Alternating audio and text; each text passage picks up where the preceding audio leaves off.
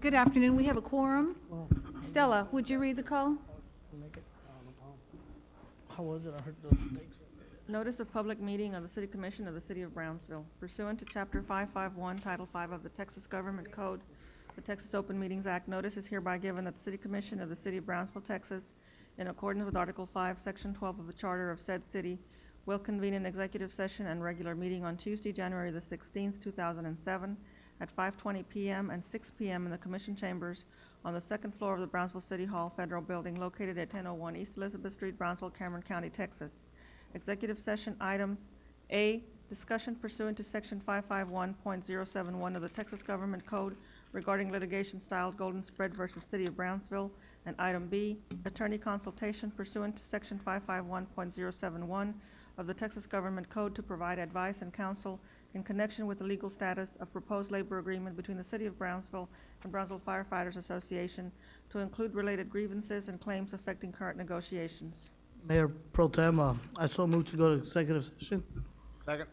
All in favor? Aye. Motion passes. Very good. We'll convene in executive. Yeah, a little bit of mail there.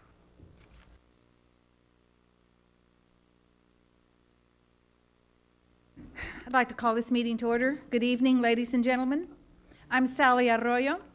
I'm the Mayor Pro Tem. I'll be presiding over this meeting today as our Mayor, Eddie Trevino, is in Washington, D.C. on city business. Please stand for the Pledge of Allegiance.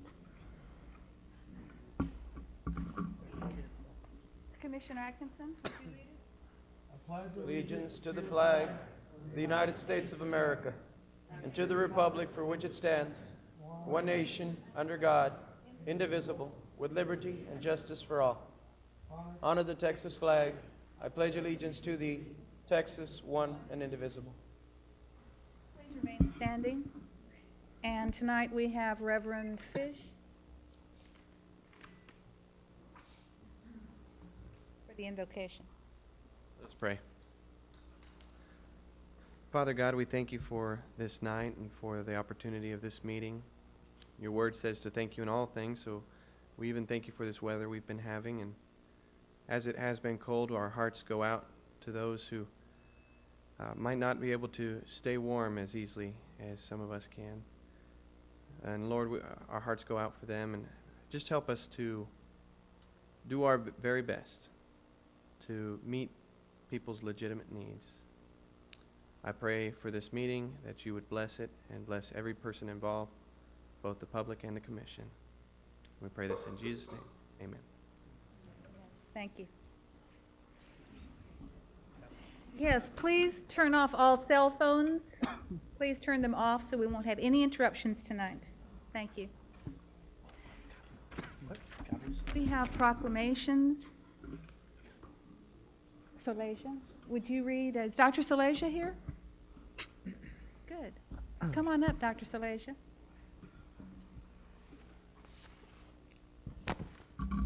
Hey, doctor. How are you? Welcome. Good to see you again. Commissioner Camarillo, would you please read the proclamation?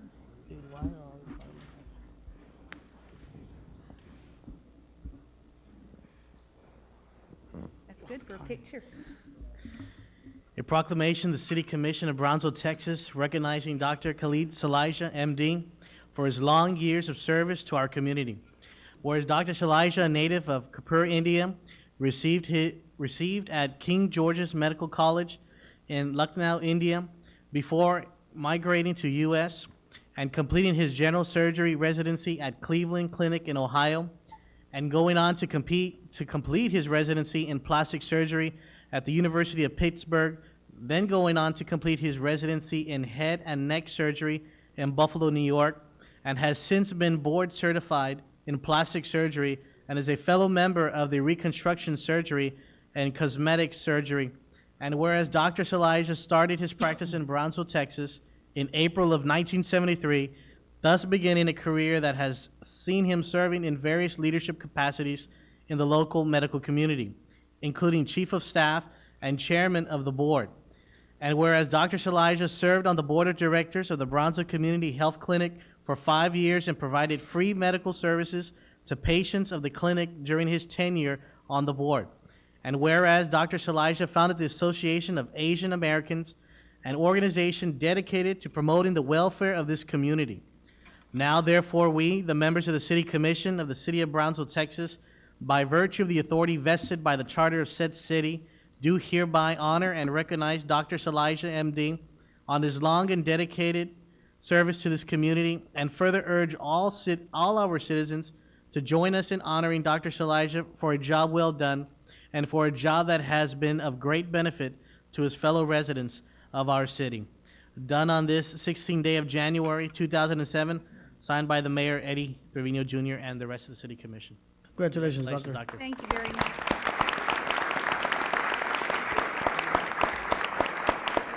I can say a few words. Please do. Thank you.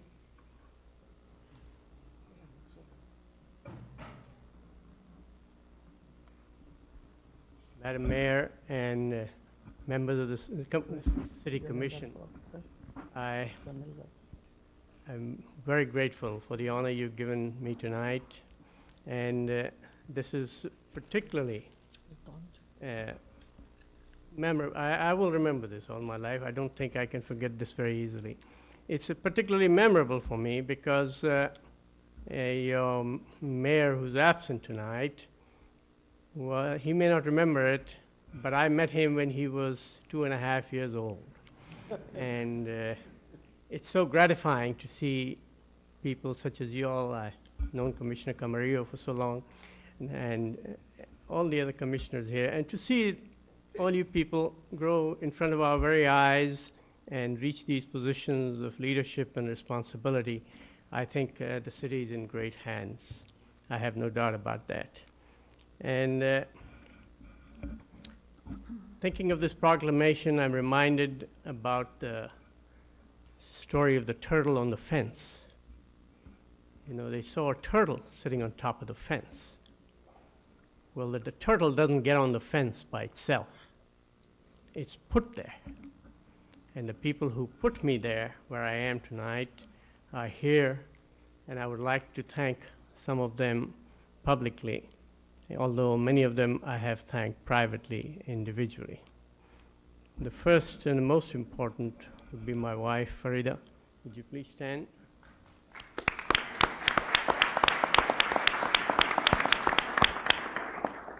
She's put up with me for 40 years, and since everything's working, I'm afraid she's going to have to put up with me for a few more years. So I think Another 40. thank you, thank you. And then I think I got to thank my colleagues who have put up with me and who overlooked so many of my shortcomings, my failings, and helped me in every way imaginable. I don't think any physician could ask for a better group of people to be there to help you in every time we run into trouble, every time you have a problem, they're there to help, and they don't ask for anything in return. I have thanked them publicly, privately, but I would like to thank them publicly. It's not possible to name them all, but I'm sure that they'll get the message.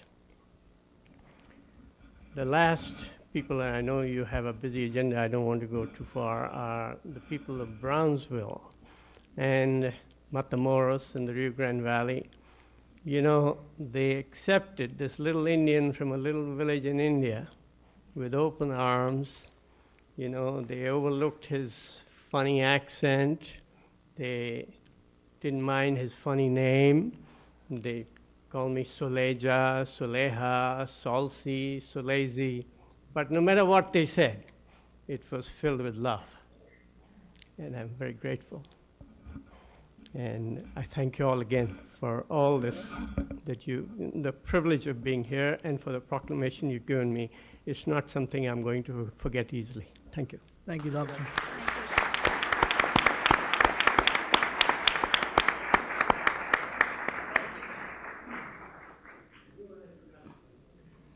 Among those who put me on that fence are my office staff.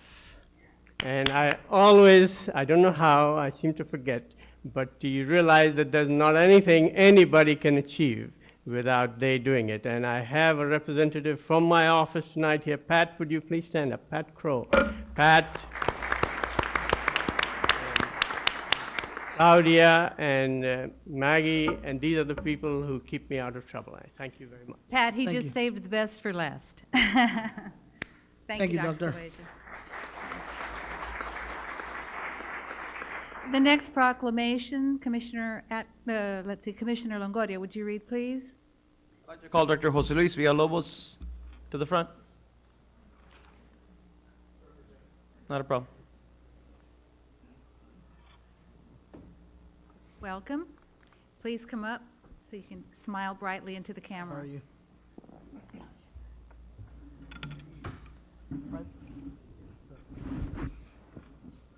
Go ahead.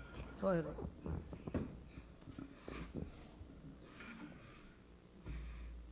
And I'm sure Dr. Villalobos had a very good reason for not being here tonight. A proclamation of the City Commission of Brownsville, Texas, recognizing Dr. Jose Luis Villalobos, M.D., for his long years of service to our community. Whereas Dr. Jose Luis Villalobos is a native of Monterrey, Mexico, receiving his medical degree from the Universidad Autónoma of Nuevo León in Monterrey in 1965, coming to the U.S. 2 years later to begin his internship in general surgery at St. Elizabeth's Hospital in Chicago. And whereas in August of 1969, Dr. Jose Luis Villalobos was drafted into the U.S. Army, and in October of that same year, Captain Jose Luis Villalobos was sent to Vietnam and was eventually promoted to the rank of major, receiving a number of medals for his exemplary service to our country. And whereas after leaving the military service, Dr. Jose Luis Villalobos completed his residency in urology at the University of Texas at Houston in 1974, and has since been certified in urology and is a fellow of the American College of Surgeons. And whereas Dr. Jose Luis Villalobos began his medical practice in Brownsville, Texas in October of 1974, and was appointed to the medical staff of Valley Regional Medical Center in June of 1975. And whereas throughout his career, Dr. Jose Luis Villalobos has served in various leadership capacities in the local medical community, including Chief of Staff, Chief of Surgery, and Chairman of the Board, and has received many certifications, including those from the Educational Council of Foreign Medical Graduates and the Texas State Board of Medical Examiners. And in 1980, he was a founding member of the Central Diagnostic Clinic and Brownsville Associates, all a part of his 32 years of dedicated service to our community. Now therefore, we, the members of the City Commission of the City of Brownsville, Texas, by virtue of the authority vested by the Charter of said city, do hereby honor and recognize Dr. Jose Luis Villalobos, M.D., for his long and dedicated career as a medical specialist in our community, and further wish him well in all future endeavors. And this is done the 16th day of January, 2007, signed Eddie Trevino, Jr., Mayor, and the rest of the City Commission. Thank you for being here on his behalf.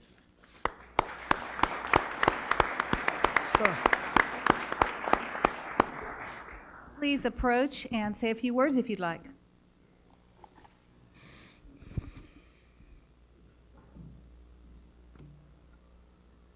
Thank you, Madam Mayor, Pro Tem, and City Commissioners.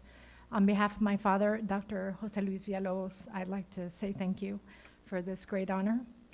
He is very sorry that he couldn't be here in person to accept it, as he is now enjoying his retirement abroad. And to the citizens of Brownsville and to the citizens of the Rio Grande Valley and Mexico, he wanted to thank everyone for allowing him the honor and the privilege of serving as a urologist in the last 33 years here in Brownsville. So, thank you. Thank you. And he will certainly be missed.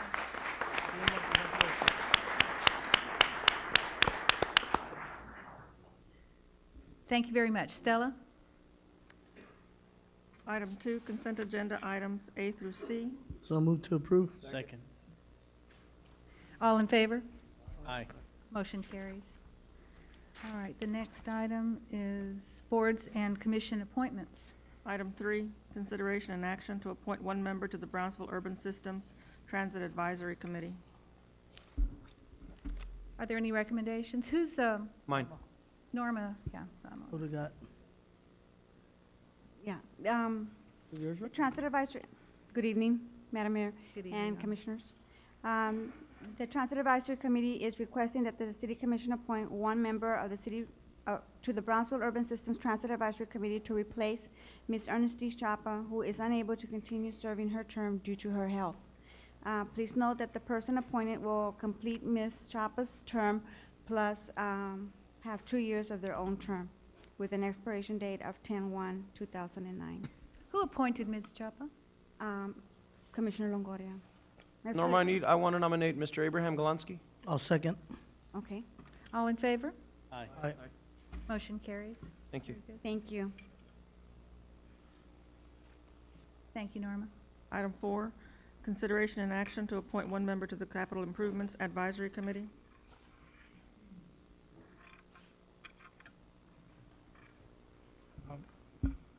Ms. Arroyo, Mayor Pro Tem and Honorable City Commission, this item was tabled at the last meeting. This person has to reside in the ETJ of the City of Brownsville. Hey, Chuck. Ben, real quick, just for Ruben? clarification, I'm sorry, Mayor. The individual has to live outside the city limits. correct? Outside city limits, but in the ETJ, right? The ETJ of the city limits. Where is Ruben Garcia, Nelly and Ruben Garcia? Do you know their address? I do not know their address, but he resides in the ETJ.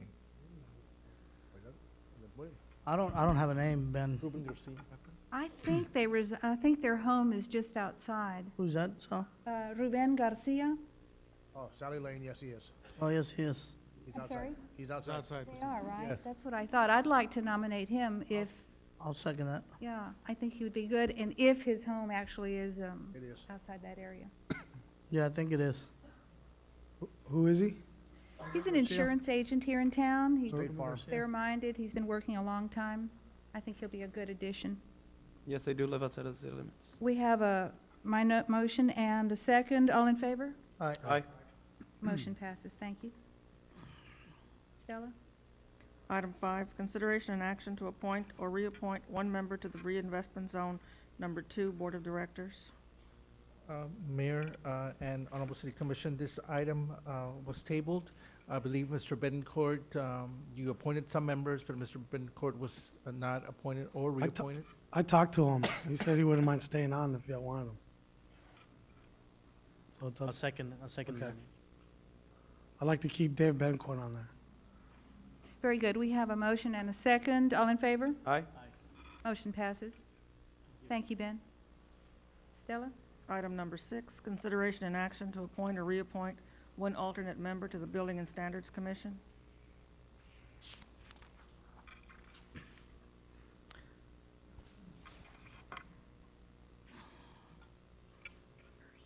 Good evening, Mayor Arroyo, Pro Tem Arroyo, Good evening. and members of the City Commission. Have one expired position for the Building and Standard Commission Board. His name is Tom Rolls. I did call him, and he did say he wants to be reappointed. And this I'd member, like to reappoint Tom. Yeah. Second. Very good. We have a motion and a second. All in favor? Aye. Aye. Motion passes. Evaristo, how many alternates are on that board?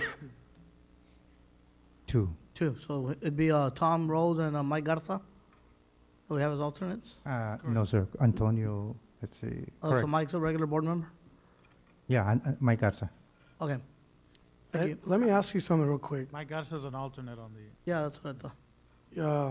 How does it work when you have you still have appointments going back to Ernesto de Leon? Some commissioners have 3 appointments. How does it rotate? How does I don't have a De Leon, Commissioner Atkinson. I have the Hugh Emerson. no. I think it as a- reverts as a- back to the commissioner that sits in that seat prior to that former commissioner. That's my understanding. And it's pretty informal. It hasn't been carried out, I guess, in a Oh, very okay, so formal it's- manner. Okay, so it's not necessarily it's somebody's appointment. They get Mostly to do it. gentleman's Somebody agreement. has it. Okay. All right.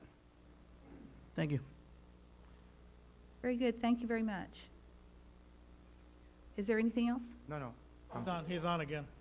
Oh, very good. So we have public hearings next? Yes. Item Stella? 7, public hearing and action on first reading of ordinance number 2007-1387-A to amend the Code of Ordinances, Chapter 338, Telecommunications, Article 2, Tower Regulations, and dealing with related matters. Okay, good evening, Mayor Pro Tem Celia Arroyo, members of the City Commission. Ordinance number 2007-1387-A. I will only be discussing the amendments on this ordinance. Section 338-34, Development and Standards. All wireless communication facilities must be monopole type structural design. Allowed. One of the designs is the stealth style, which is the most common one, is the flagpole. The other one will be the flash mount. It's similar to the ones that we have behind on the City Plaza, and the regular towers are the ones that resemble the ones that are built right behind City Plaza. Okay, the most common one is the stealth style is the flagpole, which are mostly used in the downtown area, like Houston, or you could be used here in the downtown area with a flag. The B on that same section, wind load design as per the adopted city building code design and analysis is to include the maximum potential co-locations. In other words, if the tower is designed to have 3 or 4 co-locations, they need to meet that maximum requirement before they build any other tower before they come and get a permit. Okay. Section C is the communication tower must be a maximum of 250 feet away from a residential structure as defined on section 3328. And the old ordinance, it states that it has to be 100 feet, so it's going from 100 feet to 250 feet. Okay. Section, or letter D, is the height including antenna area shall not exceed 135 feet. This is the most common tower height, so that way it can meet the have a co-locations to prevent from building more towers in town. You know, if a tower is designed to have 3 co-locations or 4, it will prevent from building more towers in the city of Brownsville. The city will have more control. How many feet was that? 135. We have an agenda item a little later on requesting a 180-foot tower, so we're gonna pass a regulation and break our own. Okay, that's an antenna. That's differently than this one right here. So These a are, those, tower- yeah. That one on the next item, Commissioner Hernandez, that's a antenna that will be used only for municipality, will be in city of Brownsville, and that's only restricted for 911 purposes. No commercial use will be on that antenna. Or yes, It's an antenna, not a tower. correct. Very good. Are you finished, Mr. Gomez? And the last one will be the city of Brownsville shall reserve the right to require applicant to install the tower on city property. In other words, the city will have priority before we permit, and the company will tell us that, you know, they have made their studies or the designs, and city of Brownsville will have the first choice on this. Mr. Gomez, this Gomez. is done in other cities? Yes, as a matter of fact, the city of Houston, by a couple of years ago, they started implementing this. Not only the city of Houston, but it's commonly used by the companies that come here and visit us here at our department. They do have this implementation. What I just finished reading here, it's not something that city of Brownsville is just doing it. Most of the cities are doing it to kind of have better control on the towers. Mr. Gomez, how do we tell an applicant that the city is requiring them to put their tower on one of our properties? How do we tell somebody that? When they walk into our office or they call our office, we will they usually request the city ordinance, and then we will go ahead and advise them on that they have priority, that they have to abide by the city ordinance.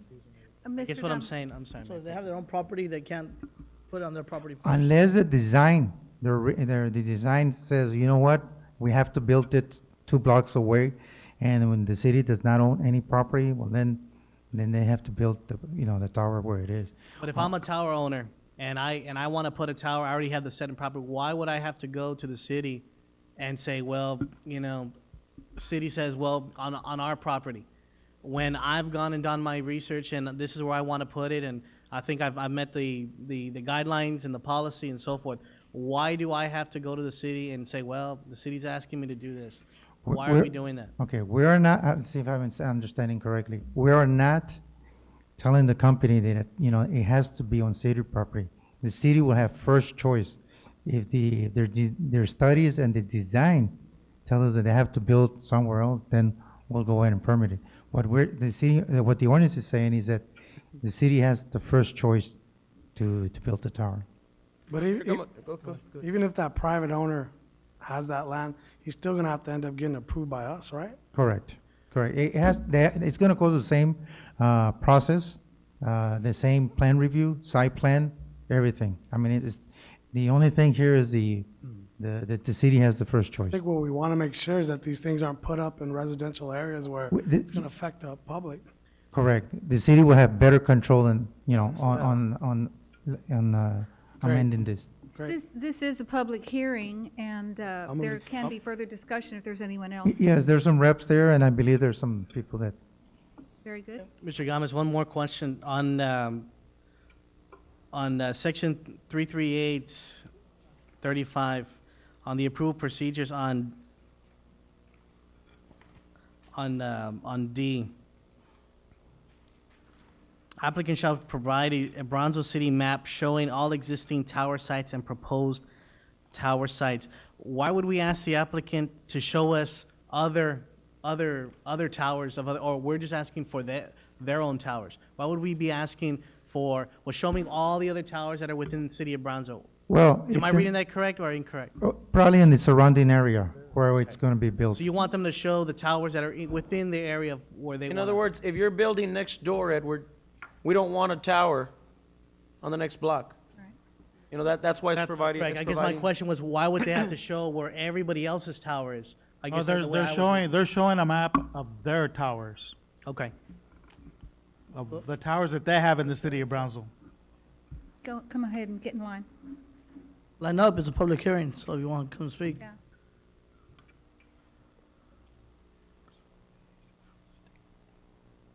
So, well, good evening. I'm in the Board of Adjustments, and a couple of months ago, we turned down several towers, and one of the reasons, if you go in Southmost, there where Tony's Pit Stop was, or is, there's a radio tower there, and there's one across the street in the library. And some of those towers are eyesores to the city of Brownsville. The good towers are on Pleasant Line Road, where the flag is, and the one they built at the Southmost Library. Now, those are acceptable. Now, why the 250 feet? Because they're building telephone towers right adjacent to the houses. And it's been proven that some of these radio towers, telephone towers, give up radiation. And it's also, they just don't look right. Now, San Benito, Harlingen, and I was over there during the holidays. They have a street known as Transmitter Lane, and if you go to La Feria, all the radio and telephone towers are on that side of the city. You hardly don't see any towers within inside the city limits. Thank you. Thank you. Anybody else? Anyone else would like to make a comment? Welcome.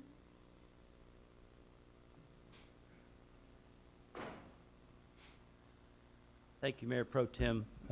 Commissioners, my name is Vince Hebinger, representing Verizon Wireless tonight. Verizon has been fairly active in the Brownsville and Valley market, trying to expand their coverage for their customer base. Evaristo's been great to work with, inviting us to meetings and looking at this ordinance. I just want to throw out a couple things that I think are very good about the ordinance and a couple of suggestions as well, so I won't take very much time.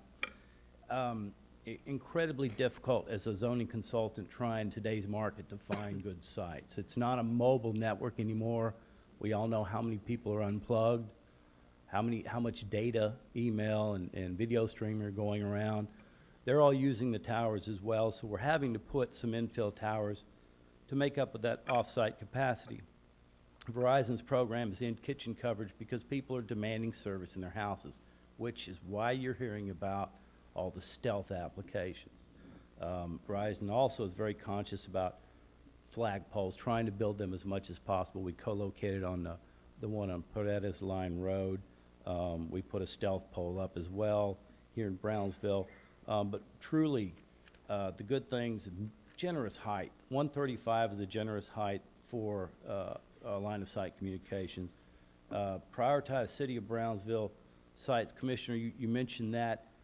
If it is brought forward to the site people and they say, okay, look at the City of Brownsville sites first, see if those things work, that's fine as far as we can understand that would be a priority. We could push forward on those as well.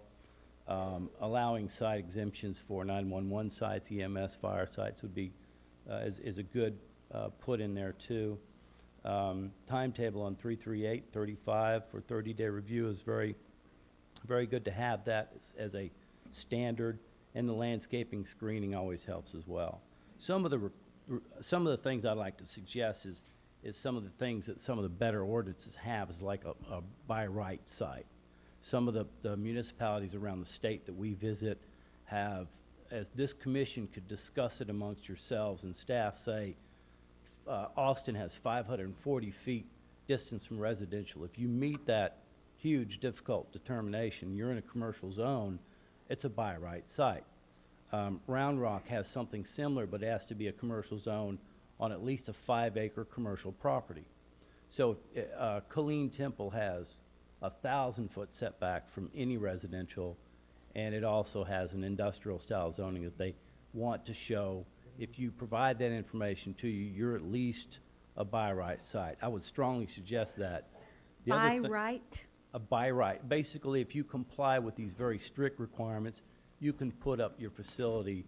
You can still notify, you can still have the public hearing, but you know in advance that if you're already complying, you can get through the process. Strongly suggest you consider additional abilities for the monopoles, the standard monopoles as well in certain locations. And think about this: if you're requiring stealth flagpoles, which is predominantly going to cities as well, reward the carrier. It does come with a price tag. It's more expensive. It does have some aesthetic value to it, obviously, and most people outside this room wouldn't know it's a tower, but reward them. Maybe give them a little bit of break of a setback. It also has a little bit less coverage capacity because you have to stair step your antennas for a full system. So that's all I have to say. If you I have have any one question for you. Sure. Is there flexibility in those towers? I mean, when you all need a tower and you have to have it in a certain area, how large an area is that? I mean, the city owns properties all over, but is it a mile radius from the tower, or is it a 5-mile? Is it a 2-block radius? Well, what kind of area are you looking at when you need a tower? That's a good question. Today's situations are usually infill sites because we've got most of the major intersections covered, so they're not capacity, they're infill.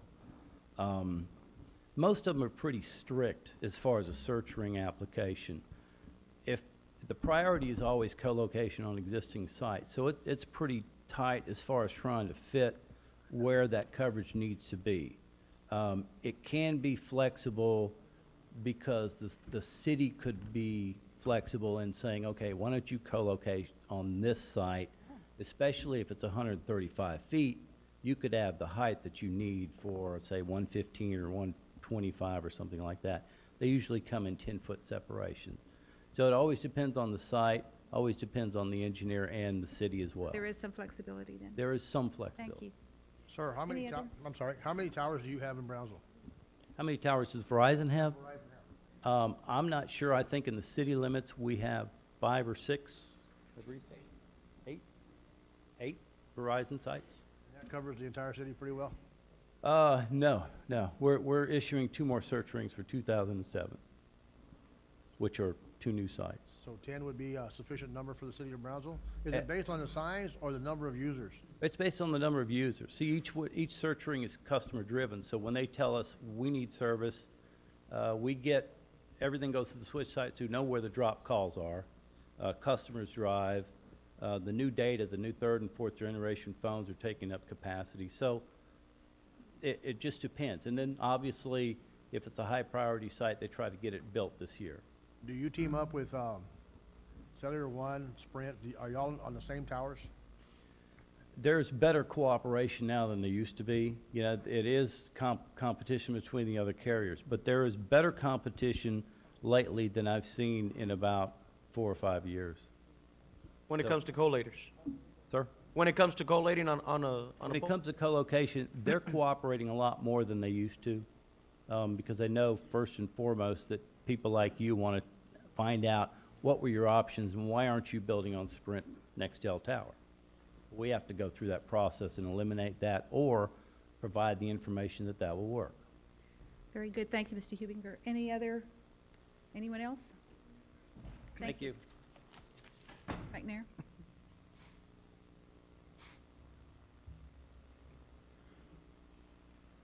Hi, I'm Harry McNair, and welcome, and thank you all for giving us this time.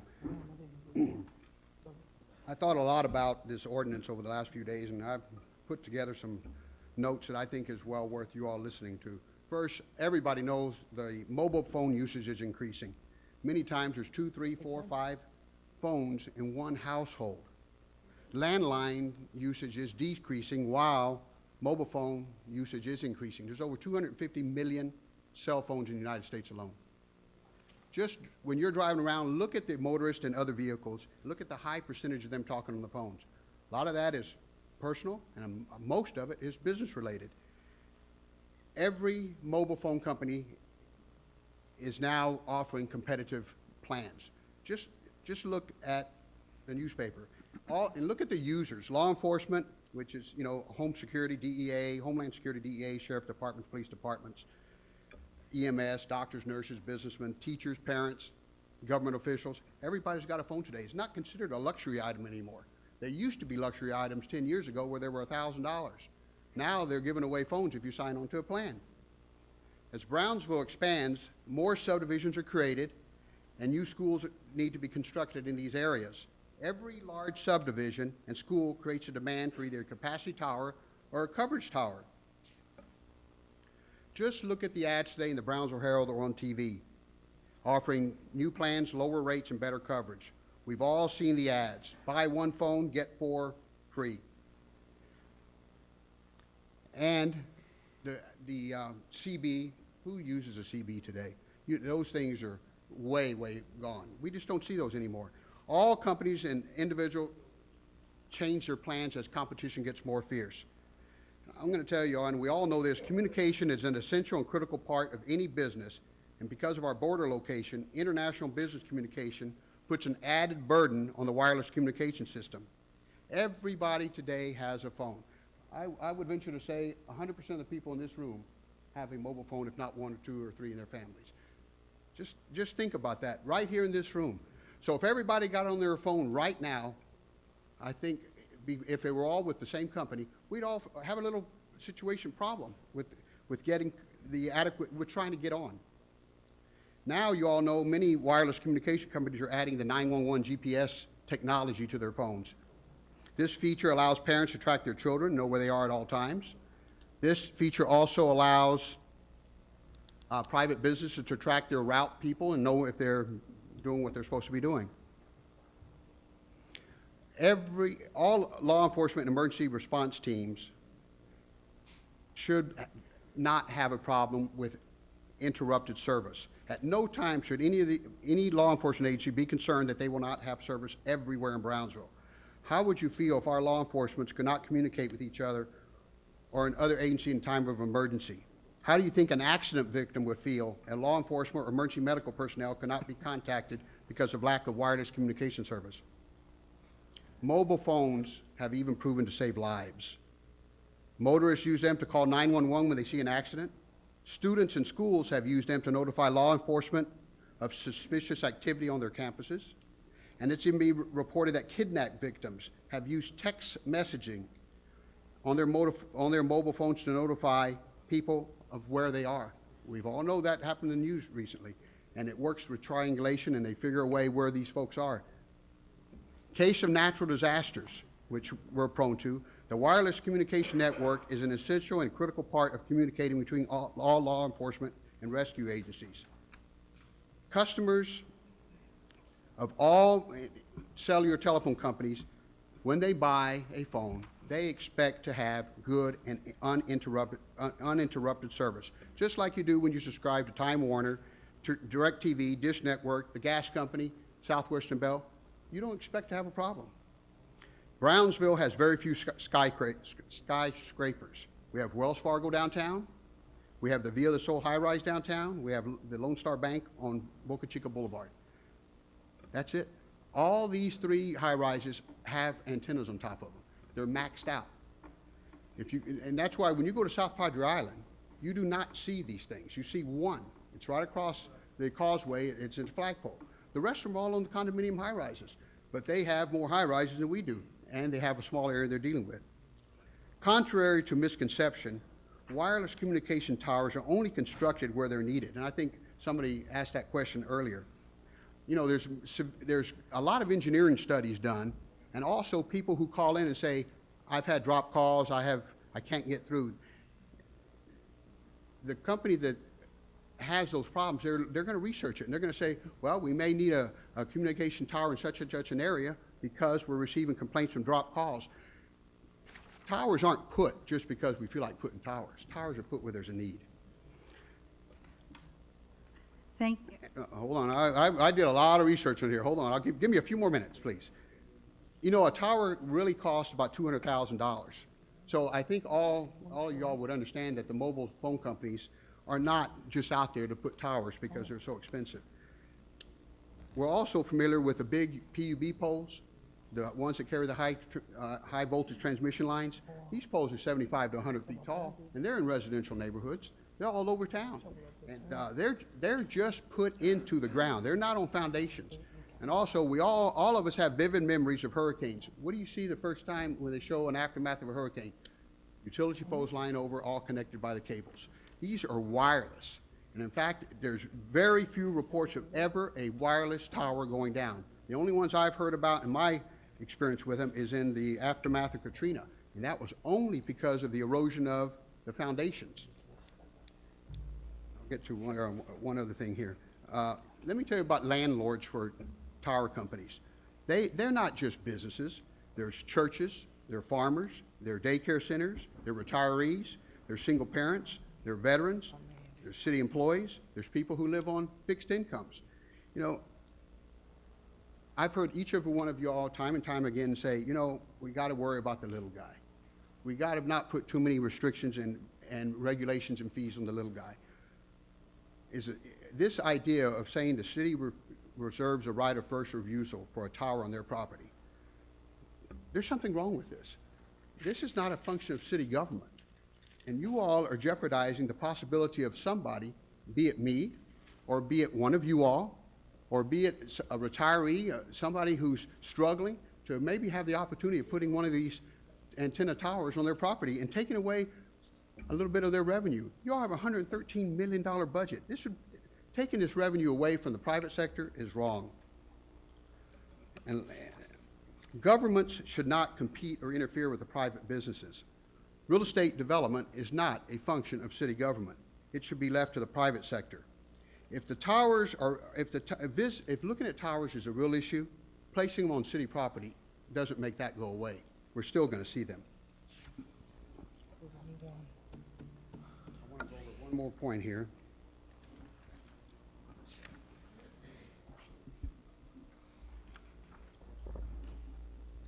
One more point, Mr. McNair. I got one here. I just want to make it clear that I don't represent any individual cellular telephone company. I'm just here representing the private business interest. And on your all's ordinance here, where Mr. Gomez was talking about, there's a couple of things he left out that I think need to be brought up. On section 338-35, it says that an application fee of $5,000. That's just an application fee. That's not a building permit fee. Just to apply to put a tower in the city of Brownsville, they want to charge $5,000.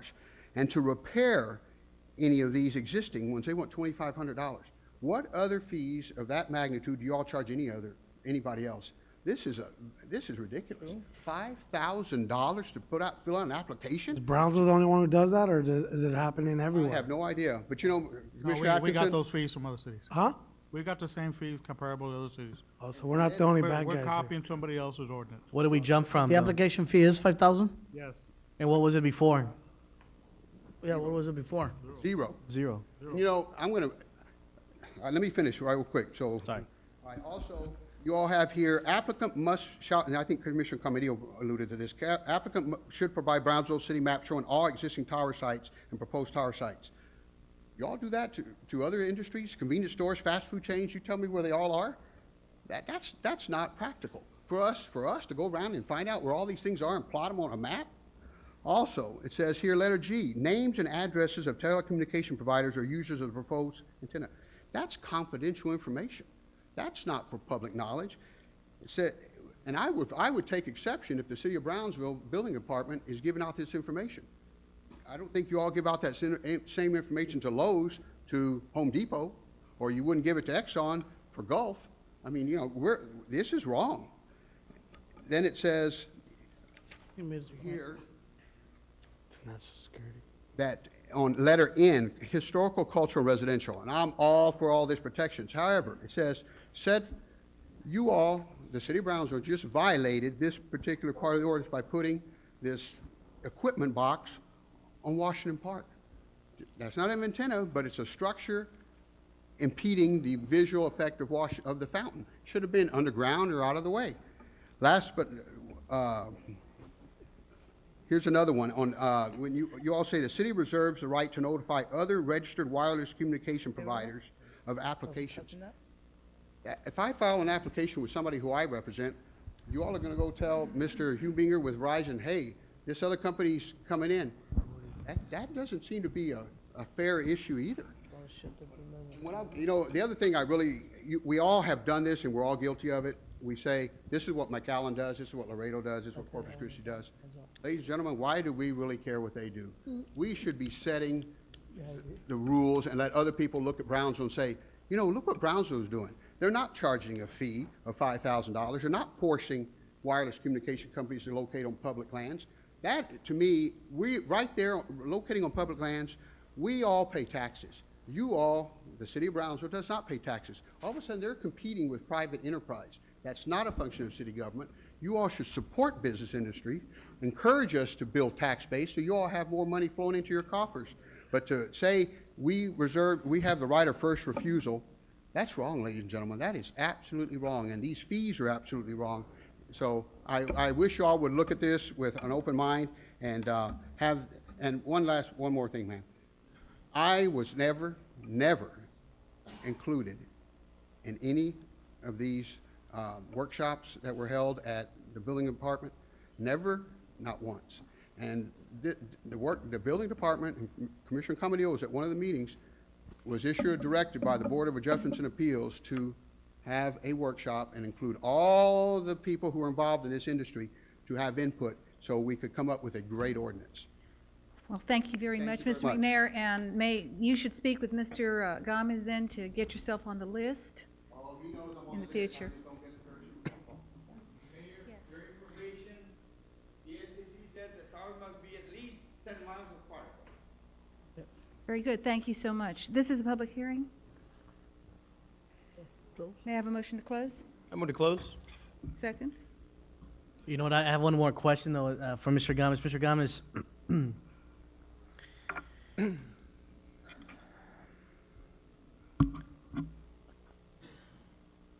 the ordinance is getting established.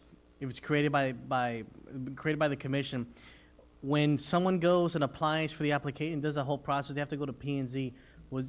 This doesn't have to do the same to get approval? This didn't have to go to P&Z to get looked at or in any way? Previously, it didn't. Previously, it did not go to P&Z. It went to Board of Adjustments. Board of The Board of Adjustments. Adjustments approved it. It did not come to City Commission. It did not go to P&Z. We would never find out about it. We will never know, as a City Commission, where these towers are going up, because after Board of Adjustments approves it or denies it, was set. That's it. It's dead there. By it going to P&Z, following the structure, it comes to us, we will be abreast and knowing where these structures are going to go. I think that makes sense. I agree. The only problem is to put a high fee structure on it and take away the property rights of the individual versus the city is not the answer to solving, I think, the issue that you're concerned about is having the towers right next to people's homes or in a dangerous, a precarious situation that somebody get hurt. That's the real issue. Yeah, I agree with that. Not the, the huge fees or saying that private individuals, I see people out in the audience today that are business people that own property that I think should have first right to say, I want to lease my space for towers, but I can't do that because the city says, no, we get first shot at this. We're not in the property management business, and that's, I'll always vote against that. When we did a deal downtown on a building that we bought, there was an issue about retail space, and I said it then, I'll say it again. We're not supposed to be in the retail business. That's what Ms. Arroyo does. She's a property manager. That's private business, not city public, that's not public business. So yes, I understand your concern, but I think throwing high fees and strict regulations, some of these regulations need some more work. These high fees are just compatible to the rest of the valley. This is the How are we first going time- to say, just like the impact fees? I can say, Let's keep it at 0 or keep it at 280 when other places are high. justify 5,000, just because somebody else does it, that we should do it? Is that your answer? No, we're growing, Murray. No, We're that- growing. Growing growing doesn't mean we city. charge. Let's put it this way, Ernie. A tower is going to bring in more than $5,000 a month. Okay? So let alone on the first month, they're going to make back their money that they paid on their fee. So now we're gonna be judge and jury, No, come. but here we go. Yeah, In no. other words, this is reverting back to another deal, like the impact fee. So, okay, so 5,000 wasn't enough. Verizon, Sprint, Mr. McNair, are you gonna be okay with $1,000? Of course they are, because it's cheaper, okay? But the structure, everything else, city, everything that has to be done, staff time, all of that taken into consideration. And we're We've getting, got standard, go ahead. we're getting direction from the city. You know, the city's coming up with this, you know, Okay, Evaristo's here as our director. Yes, second. Evaristo's here as our director, telling us, okay, 5,000 was already in place. Okay, he's just reviewing and telling you what's on there. Okay. It was in place? Yes. It wasn't in place, it was, It's gonna be in place, right? no, there's no fee right now, that's what I'm saying. You can delete any of these items that you don't like. You can reduce the fee if you so desire. The It's idea. not just the fee, I think there's we different undermine stuff in there. PUB, we undermine the city. You know, let's table this and let these guys talk I agree. and get these Let me boards just make going. another point. You all, Y'all I what? would, no, it probably takes the building official department a lot longer to review plans for Walmart than it does for a tower. So why are we saying, all right, tower companies, you all pay a $5,000 fee. Walmart, you don't pay zero. You pay, how long do you think it takes Walmart to regain $5,000?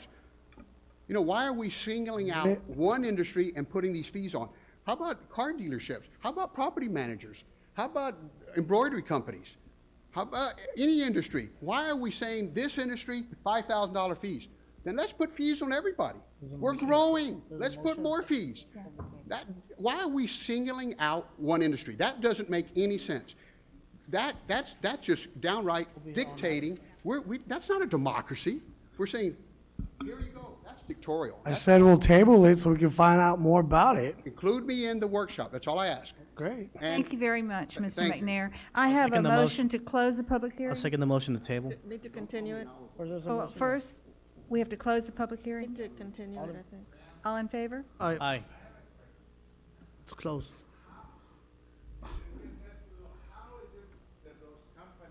It's closed. We can't, Jim, Mr. Galonsky. My name is Abraham Galonsky.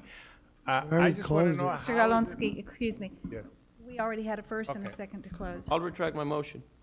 I motion to close. I'll retract it so he can speak. All right, Yeah. motion retracted. Go ahead. Thank you. My name is Abraham Galonsky. I just want to I have a question is how is it where the company comes and decides where they're going to put up a tower? Like let's say in other like royalty, the company goes and figures out we need a tower here. They will approach the owner of the land to put a tower on. I have never been approached to put a tower on my land, and I own quite a bit of land in town. I want to know, how come those companies, when they come into town and they need tower, if it's city property, it's fine. If they need it on somebody else's property, why isn't that they do not approach the owner of the land where those towers go? Or how does it? You bring up an interesting point, and I'll go at it as a district, when it pertains to my district. You own some of the prime land, in my opinion, where some of these towers could go. Yeah, I got all over, and I have never been approached And, by no company. well, because the land you own in Not my in the district. circle. The land you own in my district. But yet you happen to sell your land per square foot versus somebody who sells it at, you know, in their residential, what it's valued at residential. That, I'm assuming that's why they don't approach you. I really wish they would, you know, because I don't know how does it work? Why is that they don't come? Like, the city owns a lot of land. Why did they have never went to the city and said, "Hey, city of Brownsville, we need that space here," or the county, or according to whatever? our city manager, we were approached by these companies. We have been approached, but then all of a sudden they withdrew and we never saw them again. That's correct. So I mean, there must be something that is not clicking right there. This is all I have to say. Okay. I have Thank you. my major gripe on this is that I don't want them in the residential areas. I understand. Okay, I agree. now, we keep going back to, you know, we need to learn from our mistakes as a commission. We were arguing amongst ourselves over impact fees, when in reality, that should have been done at PUB. That should have been done, you know, as a recommendation to us, and we should have followed. We politicized that decision.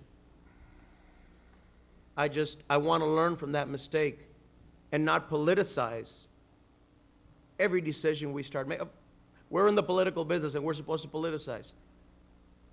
But we are getting staff recommendations. And, you know, if you want to keep on going back to the 3-hour meetings that used to be held in the past, where we're going to go through every single one and not follow staff recommendation, you know, get ready. But, you know, at some point in time, we need to start listening to staff and what it is that they recommend. That's Thank all I you, have to say. Commissioner Longoria. And with that, I'll move to close public hearing. May I have a second? Second. All in favor? Aye. Aye. Very good. I move to table this issue. Second. So, go ahead. All right, there is a motion by Commissioner Atkinson to table, second by Commissioner Next Camarillo. meeting. For the next meeting, all in favor? Aye. Aye, nay? Against? Nay. Motion passes. Next item? Item number 8, public hearing and action on first reading of ordinance number 2007-1245-B to amend the Brownsville Public Library System Advisory Board bylaws. Good evening, Mr. Hitchcock.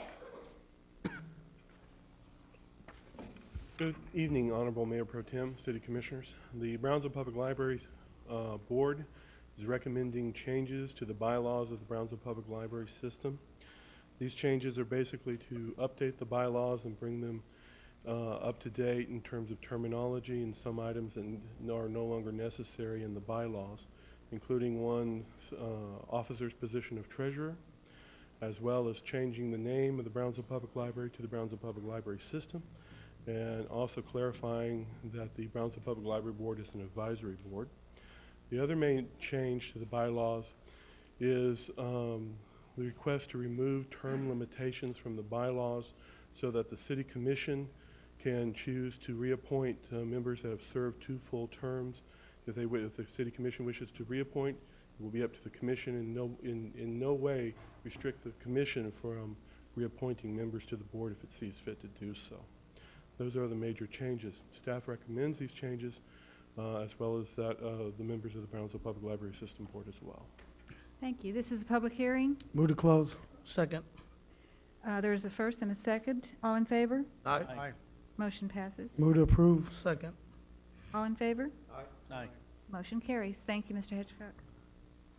Next item? Item number 9, public hearing and action on first reading of ordinance number 235-2006-070 to rezone from dwelling Retail X classification to General Retail G classification, north one-half of Tract 22 out of William Y. Moore lands located near Paredes Line Road and Danette Road. Mayor Pro Tem and Honorable City Commission, you see the site, they're shaded in red. In this particular case, the applicant would like to have a retail business, a general retail business on Paredes Line Road. The Plan and Zoning Commission voted unanimously to recommend this approval to you. This is a public hearing. Move to close. Second. All in favor? Aye. Motion carries. Move to approve. Second. All in favor? Aye. Against? Motion passes. Item 10, public hearing and action on first reading of ordinance number 235-2006-071 to rezone from dwelling Z classification to general retail G classification, Lot 1, Block 2 of Cameron Park subdivision located near Paredes Line Road and Alta Mesa Boulevard. Mr. Medina? Honorable Mayor Pro Tem and City Commission, the area there is shaded in red. It's diagonally across the street on Paredes Line Road from the previous zoning case. In this particular case, the applicant wants to rezone his property to general retail G classification in the Cameron Park subdivision. The lots facing Paredes Line Road. The Plan and Zoning Commission voted unanimously to approve or recommend approval to this to you on this application. This is a public hearing. May I have a motion to close? Hold on real quick. The Z is to G. What does that make the classification in just layman's terms? Okay, in layman's terms, we annexed this property back in '99, and when it comes into the city of Brownsville, it automatically gets a dwelling Z classification. Your side backs are a little bit bigger, so what they want to do here is they already have a commercial building. They're trying to rezone it properly, and the G means the at least 20-foot front yard, 5.5 in side yards. So we're talking about the side yards, basically. Okay. Move to close. Second. All in favor? Aye. Motion carries. Who to approve? Second. All in favor? Aye. Motion carries. Next item. Item 11, public hearing and action on first reading of ordinance number 235-2006-072-S to allow a medium retail use beauty salon on a professional office classification on Lot 2, Block A of Ebony Acres, located near Boca Chica and Old Alice Road. Again, the area there is shaded in red. Mayor Pro Tem and Honorable City Commission, this is also an existing structure. The owners of this property would like to have a beauty salon on this property. The Plan and Zoning Commission voted unanimously for your approval. And there's a site, there's a picture of the home. They want to use part of that home to have a beauty salon. On the This other is half, public to hearing. reside in it? Yes. This is a public hearing. Who to close? Second. Second. All in favor? Aye. Against? Motion carries. Move to approve. Action. Second. All in favor? Aye. Against? Motion passes. Thank you. Next item.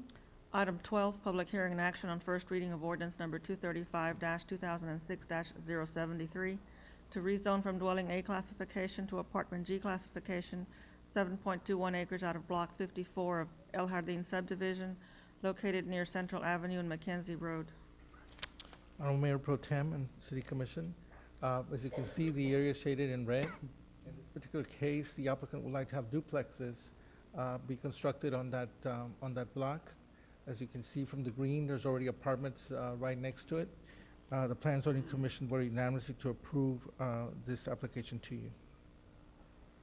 This is public hearing. May I have a motion to close? Move to close. Is there a second? Second. Thank you. All in favor? Aye. Motion passes. To approve. Action. Second. Thank you. All in favor? Aye. Motion passes. Next item. Item 13, public hearing and action on first reading of ordinance number 235-2006-074 to rezone from dwelling Z classification to medium commercial G classification, 10.99 acres out of Block A of Vareda Gardens, located near Expressway 7783 and Runnels Road. Honorable City Commissioner, Mayor Pro Tem, This is the area shaded in red. As you go north on the expressway, it's the old Miller distributorship building. In this particular case, the applicant would like to have a medium retail G, a shell operation, and the Plan Zoning Commission voted unanimously to approve this application to you. Move to close. Is there a second? Second. All in favor? Aye. Aye. Against? Okay, motion carries. Would approve? Second. All in favor? Aye. Against? Motion passes. Next item. Item 14, public hearing and action on first reading of ordinance number 235-2006-075-S to allow an addition of office space in a light industrial zoning for non-conforming sexually oriented business use located near Expressway 73 and Wild Rose Lane. Mayor Pro Tem and Honorable City Commission, all non-conforming uses have to come before the Plan Zoning Commission and then the City Commission for approval. In this particular case, Stilettos would like to have a business office, in addition, a small office for the business manager on the rear of the building. The Plan Zoning Commission voted approval of this application unanimously, and it's here before you for your approval. Move to close. Second? All in favor? Aye. Motion passes. Move to approve. Second? All in favor? Aye. Against? Motion passes. Thank you. Next item. Thank you, Mr. Medina. Item 15, consideration and action regarding litigation styled Golden Spread versus City of Brownsville. Mr. Goza? Pro Tem, members of the Commission, the purpose of this item is to seek authorization to purchase OMPA's outstanding interests and rights in the Oklahoma Union Power Plant. It's a competitive matter that's subject to certain privileges because of the confidentiality of the negotiations.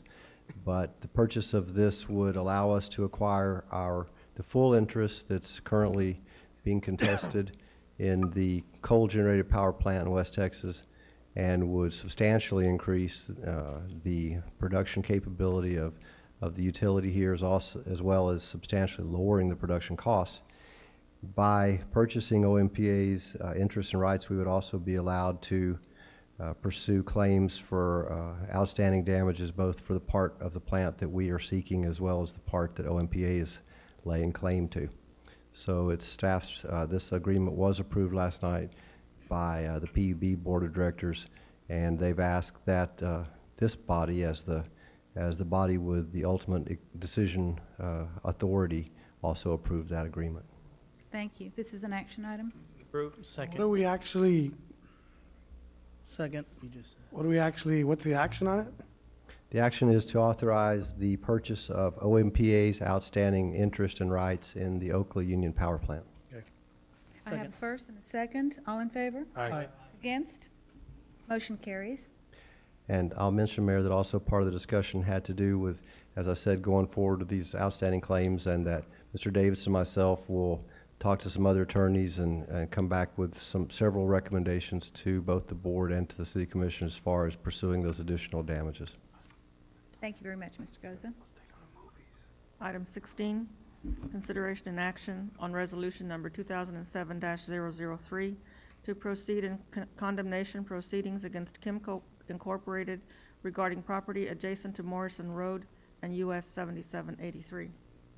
Mayor Pro Tem, members of the Commission, this arises out of a memorandum of agreement between the city and Tipton Motors sometime back, whereby they donated a significant parcel of land for that we needed for right-of-way and easement purposes for the highway expansion. In turn, we had agreed to secure certain property for them to allow them to have two entrances into their facility.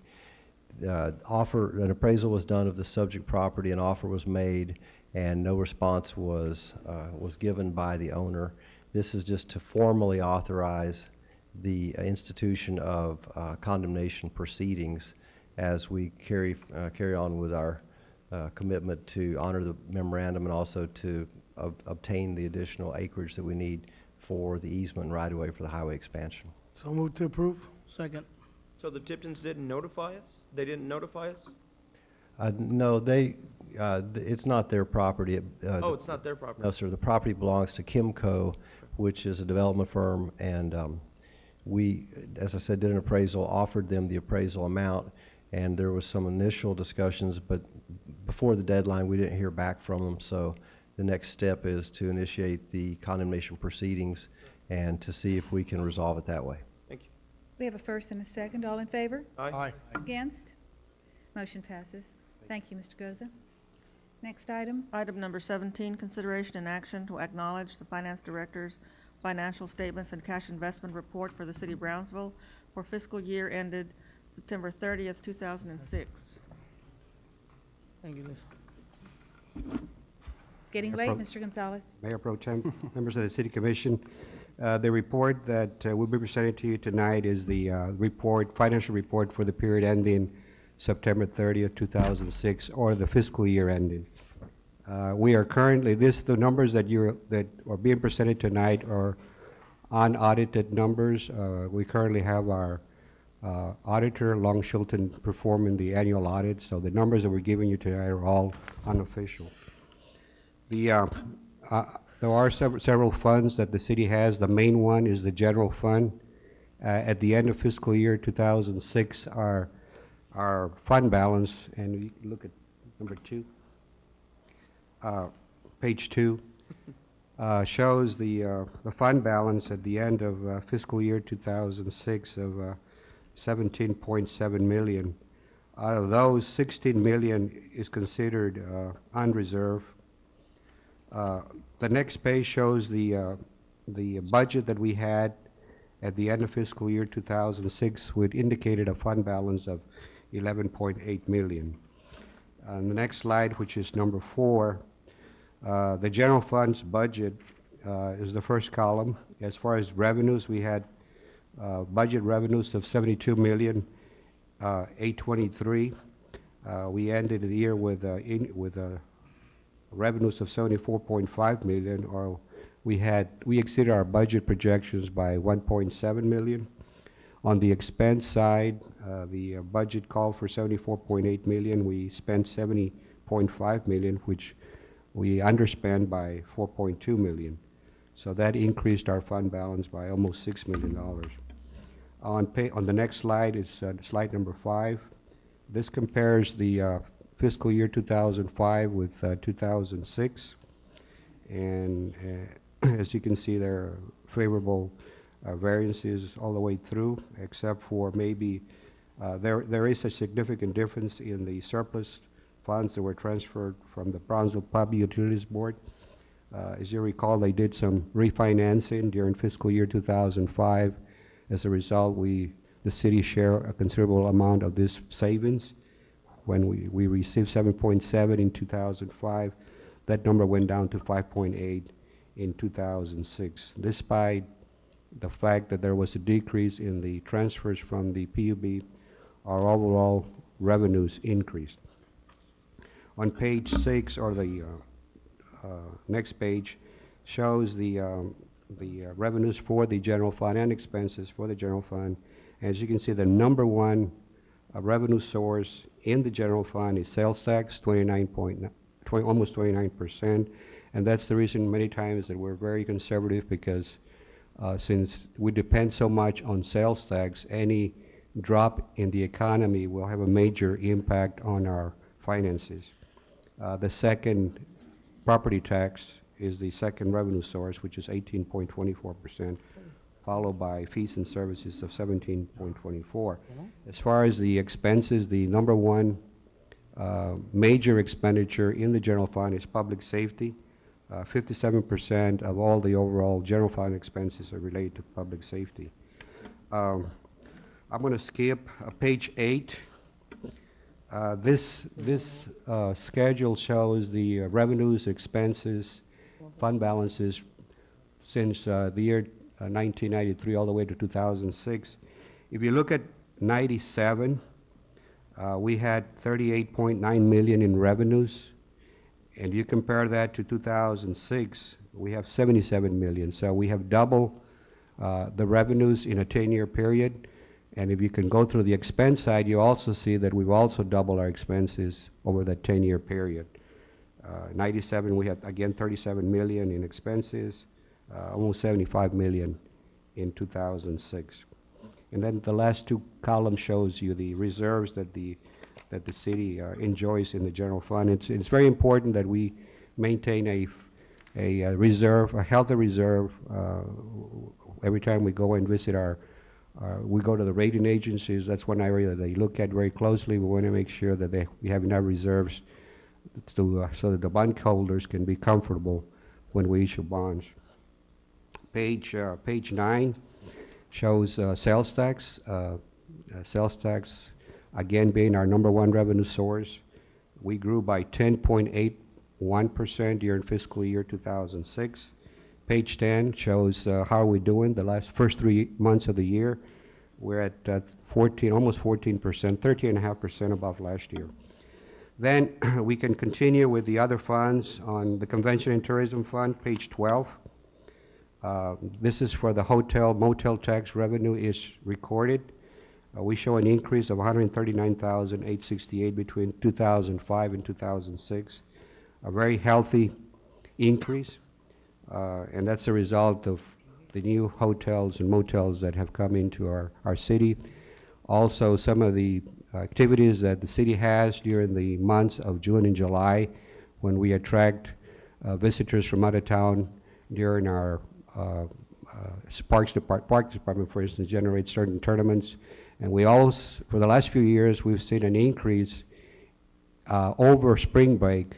The month of June and July exceed March or April, every time, depending on which month of the year spring break is.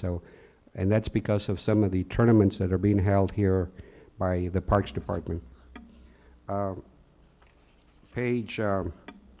going to be skipping page 815 is just the Community Development Fund. This is all related to grant money. I'm not going to spend too much time on this fund.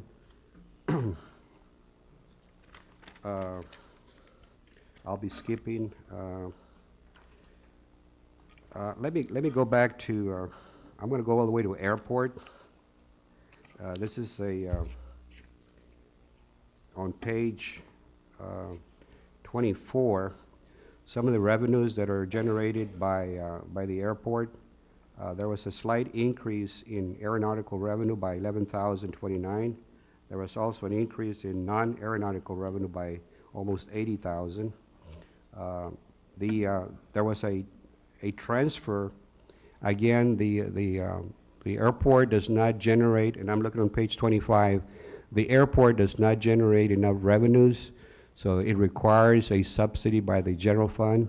And during 2006, the transfer was $2,012,395. That compares to $2.8 million in 2005. The bridge, page 27. As we all know, the Veterans Bridge of Los Tomates is operated by the county, but it's also owned by the city. We have one-half ownership, and we also have, we share on the losses or on the profits. And during 2006, if you look on page 27, the transfer from the county to the city for bridge operations went from 2.5 in 2005 all the way to 2.9 in 2006. Page 28 shows the payments to the city on a month-to-month basis, and also shows the increase for the year. It was 23% increase in bridge transfers to the city. Page 30, this is the motor vehicle parking system fund. There was a decrease in the overparking fines of 17.7%. I mean 17,000 rather, but there was an increase on the parking meters of 51,000. Page the transit system on page 32. As we all know, like all transit systems in the United States, they all operate under a loss, and that's because of our low fares. That is public transportation. We had a loss of $2.4 million. The federal government contributed half of that loss, and the other half was made up by either the state, the city, or other revenue sources. The city's general fund for the operating of the transit system was $449,000. That's listed on page 32. And we received $593,000 from state grants. The other fund is the golf course, and I'll just refer to page 34. Shows the activity of the golf course for various years from 2000 all the way to 2006. And the revenues for 2006 showed $507,000. There was a decrease from $551,000 from the previous year. Expenses decreased along with that decrease in revenues from 800. Of course, we have not recorded the depreciation, so it's about even as Pete. far as expenses between 2005 Pete. and 2000. Yes. Let me ask you, why do we keep losing on this? From 551 went to 507 at the golf course? Are we not marketing it right, or what? Well, we did have some changes in management, and it looks like slowly I guess they have different months that they have bad months. The best months that the golf course has, When the Winter obviously, Texans come down. is the Winter Texans when they play golf. But Are all the city tournaments that are thrown at the Brownsville Golf? I probably we City probably tournaments, like golf tournaments? Like golf tournaments. City tournaments like the city sponsors? Yeah, city Well, sponsors. they better be, yes. Yeah, they better. Yes. But we can't control what city people do and as to where they have their Yeah. tournaments. the Remember that our Parks Department, the intention of the Parks Department is not to make money, but to assure people have a place to play Yeah. sports. Quality of life.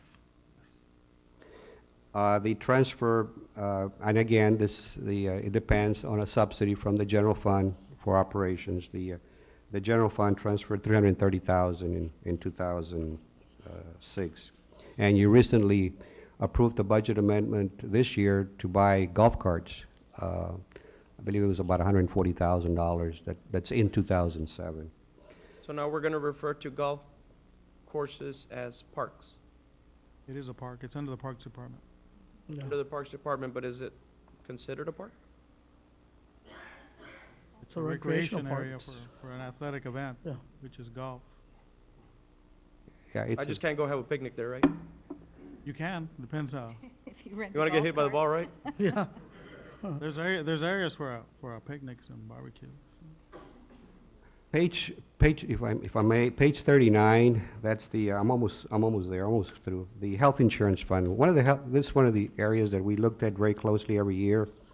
And if you look on page 39, there's a comparison of 2004, 2005, and 2006. We are self-funded. We do buy stop-loss insurance. During 2000, if you look at the fund balances at the end of 2004, we had 1.9 million. In 2005, it was 3.3 million.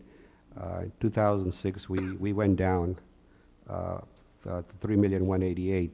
And I feel that the trend will continue.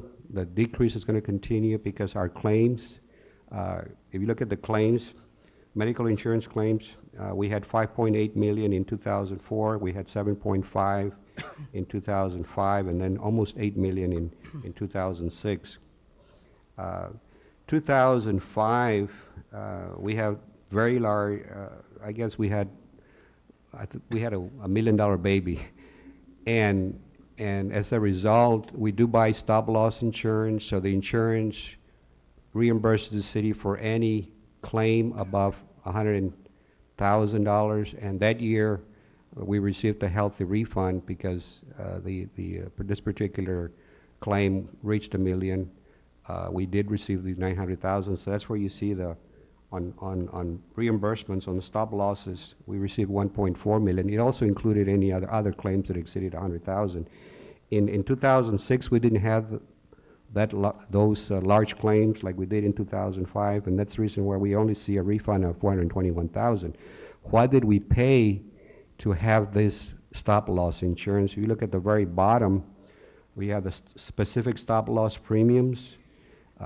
They continue to increase every year because of the claims, 448,000 in 2004, 456,000 in 2005, and 2006 it was 646. But if you look at 2005, we gained by having insurance because refunds exceeded the premium by 857,000. We did real well in 2005.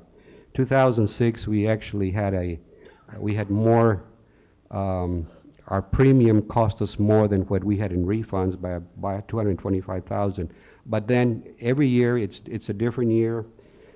The beauty of this fund, or the beauty of, we've had this under control because we have not had to increase the insurance premiums to city employees. We have been able to maintain the same rates for the last 4 or 5 years. And so we have a good handle on our medical insurance.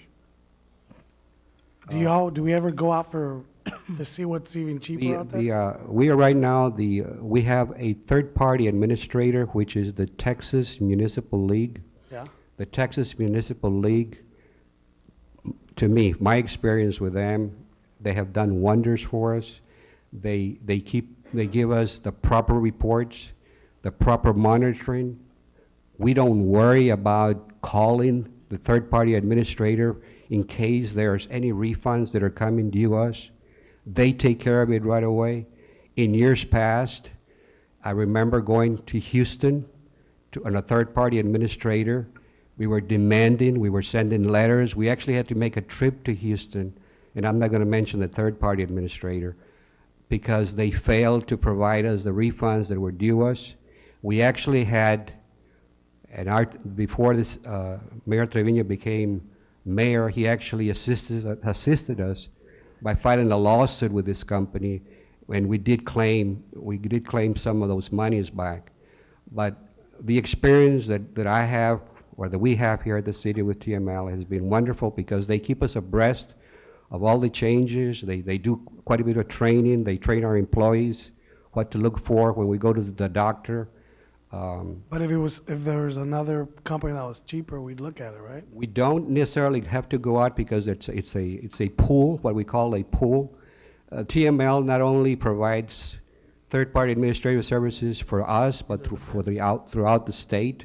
They assist all the many cities. I think they're all assisted McAllen right now. So who do we go with? Who do they recommend? TML recommended who? TML also, see, there's two things here on health insurance. You have the third-party administrator. The third-party administrator is TML. They are the ones that look at claims. They are the ones that question. They also question the bills. If they're not they have doctors on board, nurses on board, and they look at some medical claims that are out of this world. They question them, and they pay less, and so that obviously helps us because our claims are lower. They also, what they do for us is they go out for proposals on the stop losses, and this is the insurance company that insures the large claims. The city, anything over 120, I think it's 120 right now. Anything above that stop loss insurance kicks in. And that's what we saw in 2005. We had a huge refund, which we really paid for itself, based on some of the stop loss insurance carriers that they select. Obviously, if the claims continue to increase, the premium is going to increase because the insurance company is there to make money, not to lose money. But they've had some losses with us, and they've been good to us. Yes. Finally, I'm going to skip the next pages because I know we are required also to provide you with the investment report at the end of each quarter. And on page 43 shows the balances, how much money we invested, 2006 versus 2005. We not only invest the city money, we also invest for 3 other groups, and that's the BCIC, the GIBIC, and the PID. And those are listed at the bottom of the page. We, obviously, every dollar that the city has is invested because we do have a contract with First National Bank that's paying us, and we try to limit the money we have in our demand accounts, but they're paying us 2.65% for those monies that we have in the checking account. But we try to move as much money out of the checking account and go into a pool, which we are making interest over 5% right now. So What, Go ahead, Jeff. what is that PID investment? What is that? that's a La public Resaca. improvement district, es Paseo de la Resaca. Improvement district. Yes. Okay, let me ask you something. I heard they want the city to go back and take care of everything there. Is that something that you heard, or they want us to go back? They want the city to take over? Well, there's certain, the PID assesses property owners 20 cents on the on the values of that property. They did issue bonds, they did issue notes because they built that park, and they want to turn over the park to the city. But yet, Resaca, Paseo de la Resaca continues to receive the money. Paseo de Resaca continues to receive the money. 20 cents on Yes. That's a Hudson, right? They have a That's in debt Hudsonville? that they have to satisfy, and the debt is for 20 years. They're going to continue to assess property. If I'm not mistaken, when Bill Hudson came before us, he told us that even when he meets the 20-year, he will continue to collect on the PID, on the PID. I think what they want to do, Commissioner, is eventually if they don't issue any more debt, if they erase their debt from their books, then they will either Stop reduce collecting the assessment or So stop why it completely. why would the city go in there and do anything? If they have their own deal with their people there, why are we gonna come in and try to It's the provide city- a it's the service city use where the the money's park. going back to Se- private people? Several years ago, I think it was 2 years ago, I believe, they came to the city commission, I'm talking about the PID, and they donated the land. So the land that the park was built on belongs to the city. And it says they cannot give us back the park, because if they do, then they're gonna show a huge liability in their books with no assets. And that's gonna show a deficit. So they cannot really, I know I've got Mr. Goza here. It's very hard for them to give us an asset that they do not own. So I believe that is not gonna take place. Own, but yet they continue to tax. No, they own it. It's their park, because Not they the city hold the park. liability. They hold the liability. They own the park. Let's not go around in circles. This is what I'm getting at. Okay, you continue to get this PID investment. They continue to collect 20 on the 100. Yet, I'm having to tell Skip and I'm having to tell Chris that they're gonna go maintain this park. Yet, they're collecting the 20 cents on the 100. Exactly. And yet, we still have to maintain out of our budget, with them not contributing to our budget to maintain their park. Most of the people that live there, they talk to me, they're like, why are we paying a PID tax, a mud tax? And then we're coming back, the city's gonna take it over, and they're still gonna have to pay that to, Well, I don't know if the city's gonna take over. well, that's what I recommend, we don't even do that, we don't even go We there. have workers out there that do go and maintain the park also. Is Chris here? Yes, he is here. Yeah. And you got points, and we need to resolve that with them. Yeah. That Yeah, remember when Bill came into the meeting, that's right, they do pay, if you back off, if you Together with them, right? sue, I'm gonna sue you.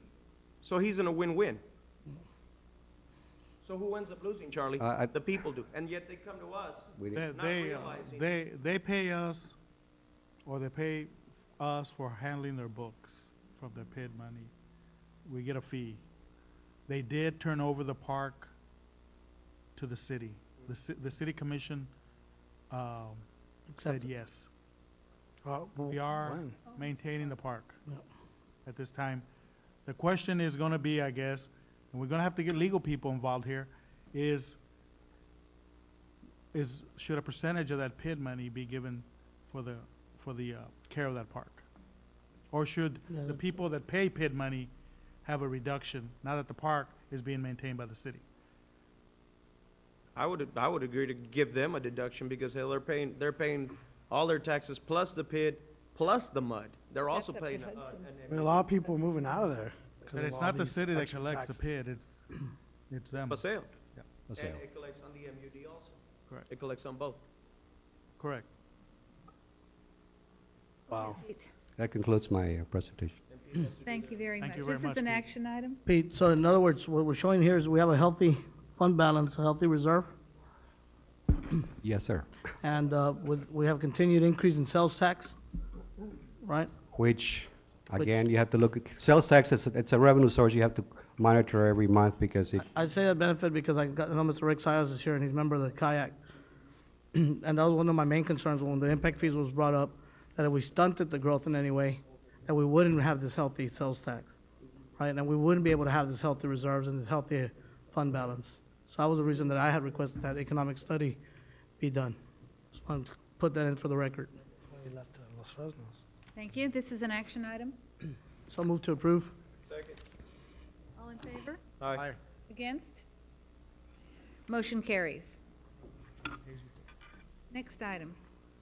Item 18, consideration and action, if any, with respect to the pending labor negotiations between the City of Brownsville and the Brownsville Firefighters Association, including all salary, wage, and other matters contained therein.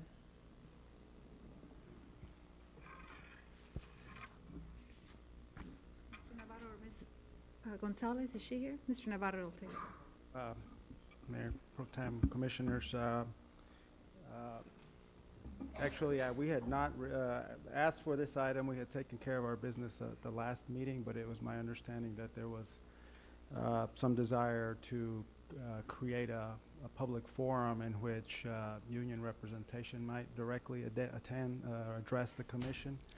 The status of the negotiations is that we have narrowed down the items down to a handful of items which for the most part are fiscal in nature, but we are at loggerheads with the Me Too clause and concerns that the negotiation team has with some liabilities that the city could incur should we close the contract now in the absence of certain concessions that we would like to see on the Me Too clause.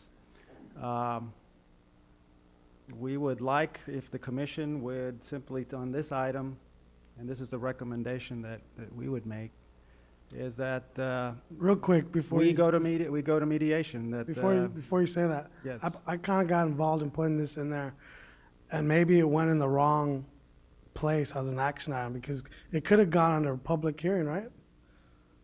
Because with this or with the discussion, right now, with the way it is under action item, are they going to be allowed to say something? No.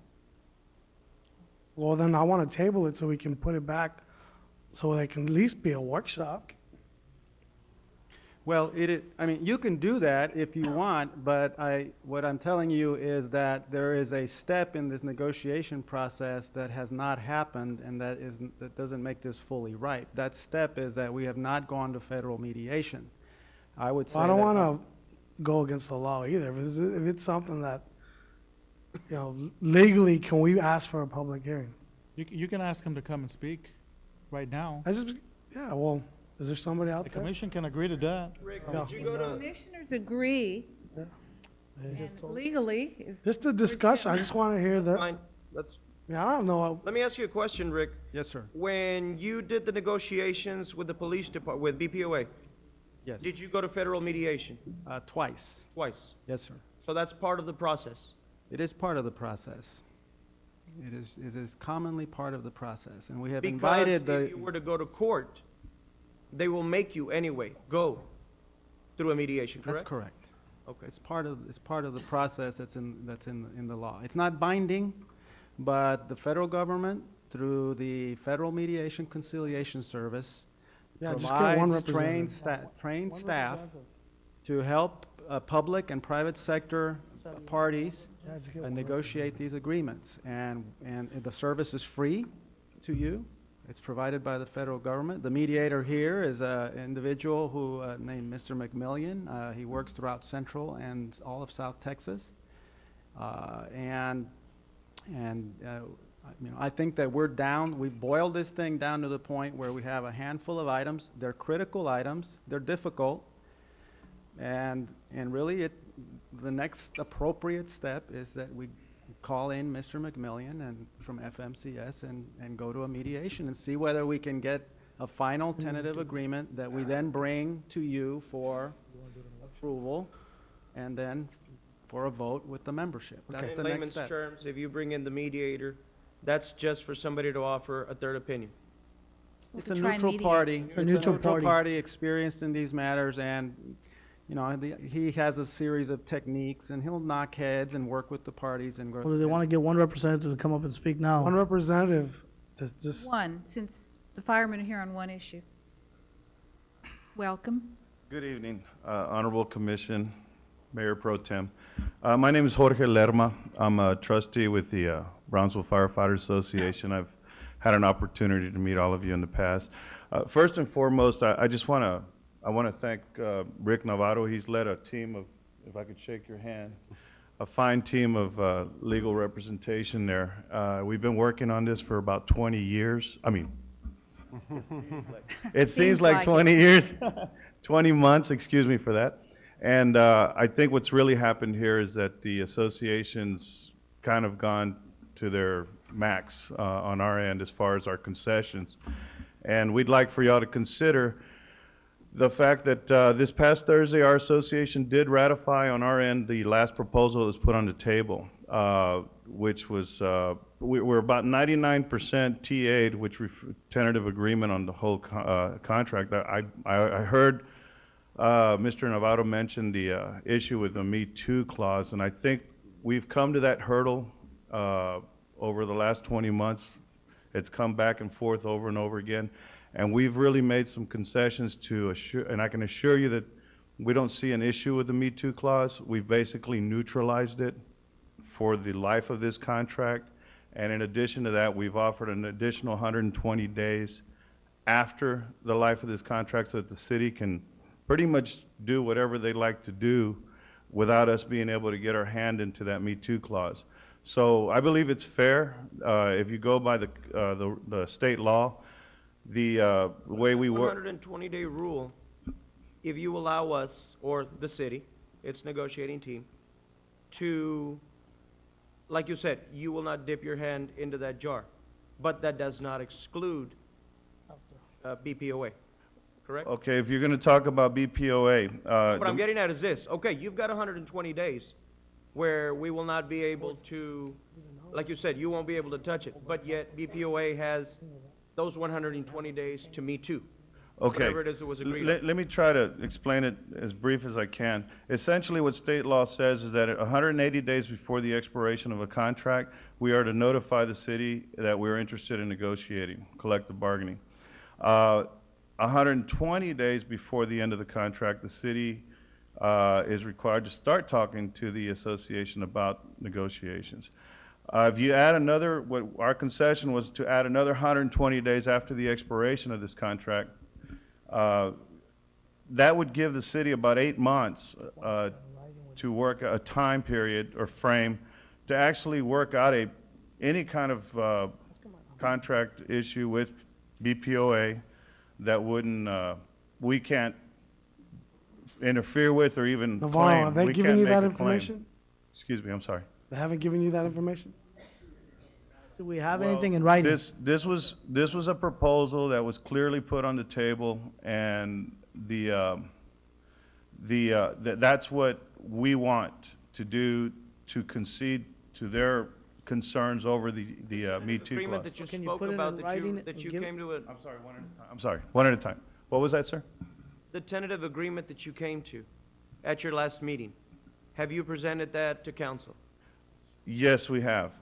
We've presented, if we're only discussing the Me Too issue, if that's the only thing that's keeping us from having a full tentative agreement, this is what I'm trying to explain. If that's the stumbling block, I can assure you that first of all, the Firefighter Association, we have never abused the Me Too clause in our contract.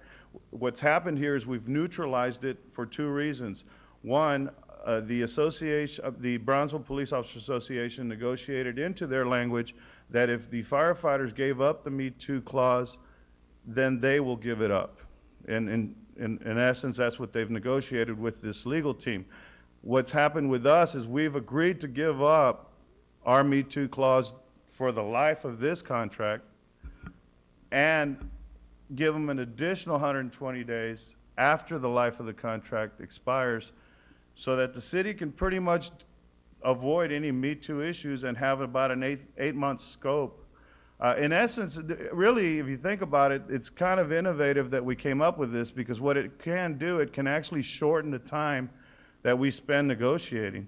If you have an 8-month window, you won't have these 20-month episodes of negotiations like we have with us. Now, 2 years from now, when we see you at the next contract negotiation, the Me Too will still be there.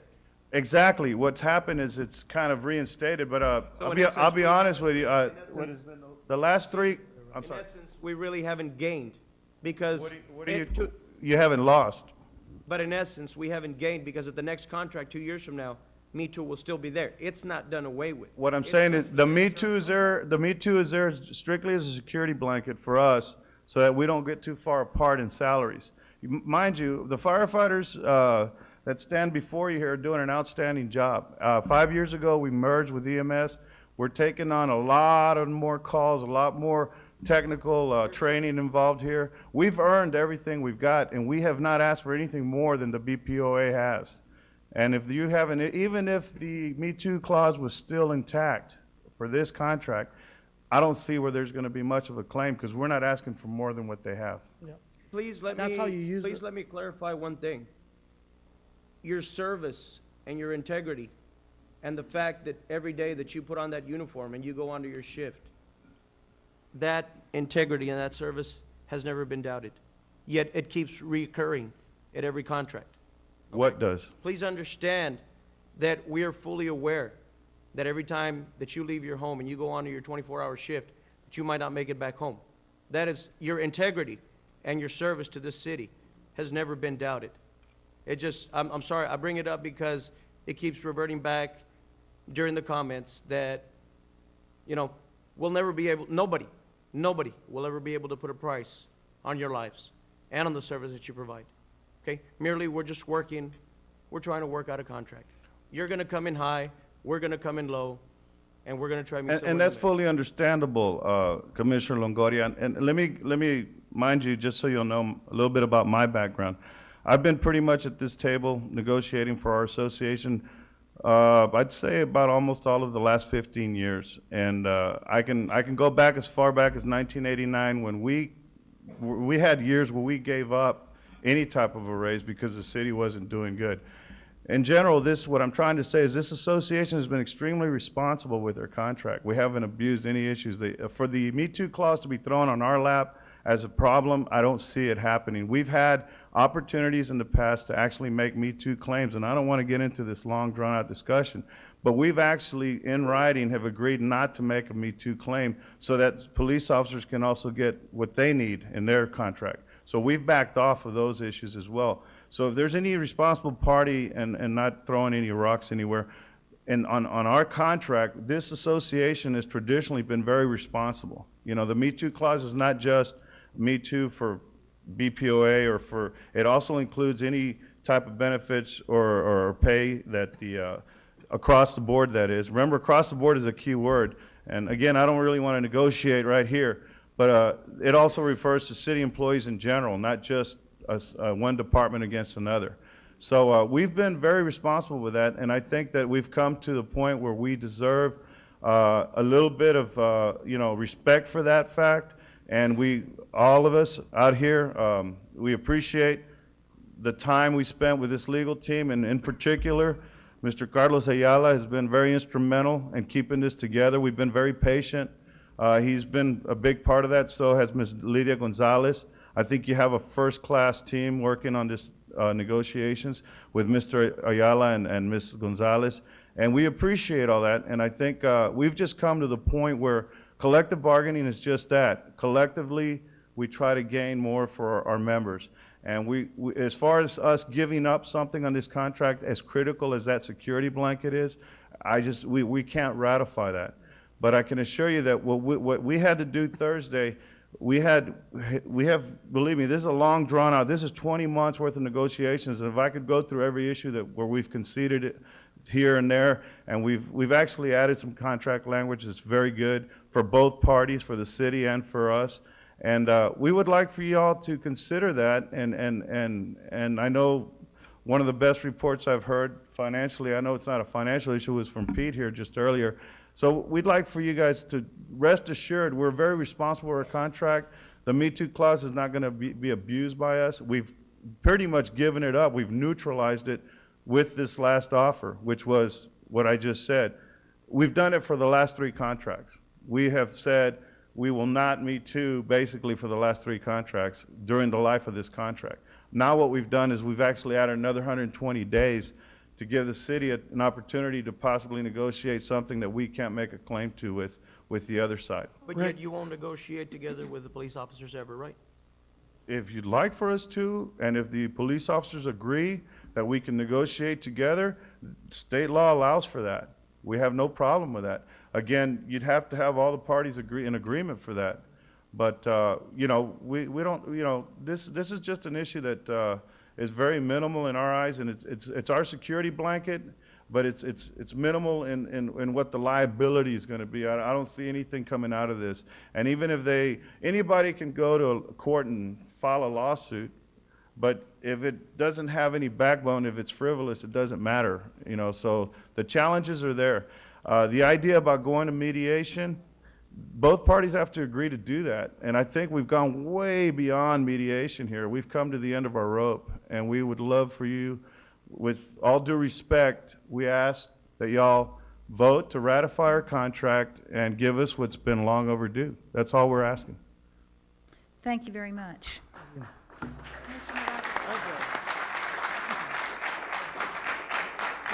Rick, if we, I don't know what contract there is to. I know, but I'm just gonna ask a question. If those 120 days, if they left out the Me Too clause, can Brownsville PD now come in and Me Too and use their legal team to say We disagree. I have an independent duty to you to evaluate your exposure to a Me Too claim, either from the fire on the PD or vice versa. I disagree with the assessment that you have no Me Too exposure from the police if we implement this the way the fire does. I just disagree. I disagree legally and technically. And so I am reluctant to implement it the way that they want, because I'm going to end up with egg on my face, I think, when PD. Now, the firefighters saying that you don't have a problem with this, really, you know, I mean, that's fine. That's their opinion. But if it turns out that we do, it's not going to be their problem. It's going to be mine, and it's going to be yours. And so, I mean, I have to go with an independent judgment about whether we have an exposure there. Mr. Kabler, I think, has inquired about if we do certain things with this fire contract, will we have a Me Too claim? And I think he has gotten some feedback from the police side indicating that, yes, you probably will. And so that's the concern. And I don't mind making a legal judgment, and we have proposed language on the Me Too that I think gives the city the protection that it needs, but that's where we can't get an agreement on that language, okay? And so I think that we need to try a mediation with a third party and mash this down some more and see whether we can do it, because I don't know what it is you would vote on right now. I don't have a Well, that's my question, Rick. We don't have anything to look at. Rick, would you just please restate your recommendation to the commissioners? My recommendation is that on this item that the commission instruct the parties to go to mediation using an FMCS mediator to see if we can get a final TA document that can then be submitted for vote under the usual practices. Thank you. This is an action item. I'd like to move that we accept Mr. Navarro's recommendation. 20 months have gone by. That's a long time, and let's see if federal mediators can work this out. Do I have a second? I want to see. Motion fails. I have a question. If you guys say you have an agreement already, why haven't you turned it over to, Mr. Navarro?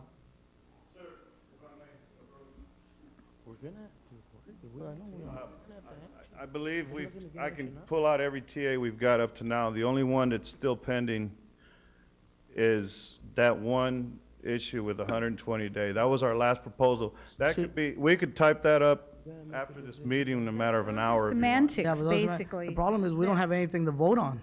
Well, we have, well, that's. We don't have anything to vote on. There's nothing. I Navarro's don't have got any some TAs information. that he can present to you if you want to look at every single item on our contract. I wouldn't want to see it on an action item. I'd like Yeah, to see it on that's- something else. It wouldn't be an action item. Let's, go back and, I would see it and listen to it on a discussion, but not on an action right now. Well, when- what I'm when- saying. when legal let me- counsel is let me not allow- prepared. Mario Guerrero's understand been what you ver- were saying about yeah, the- well, the Mario Guerrero's been very instrumental with our negotiations on our table here, and he has another issue. Commissioners, Mayor, that proposal that we're speaking about, and we've, the 120 days extension on the suspension of our Me Too clause, has been forwarded to your legal team. And that was on the last meeting on December the 21st. So I'm pretty sure that Mr. Navarro should be briefed on that. I'm not sure why he's saying he's not. Whether he doesn't agree or not, we did turn in that proposal, and you should have a copy of that. That's why we asked for this public hearing, because what we're proposing on the table is not getting to your desk. The issue is that we're still knocking heads. We haven't come to an agreement.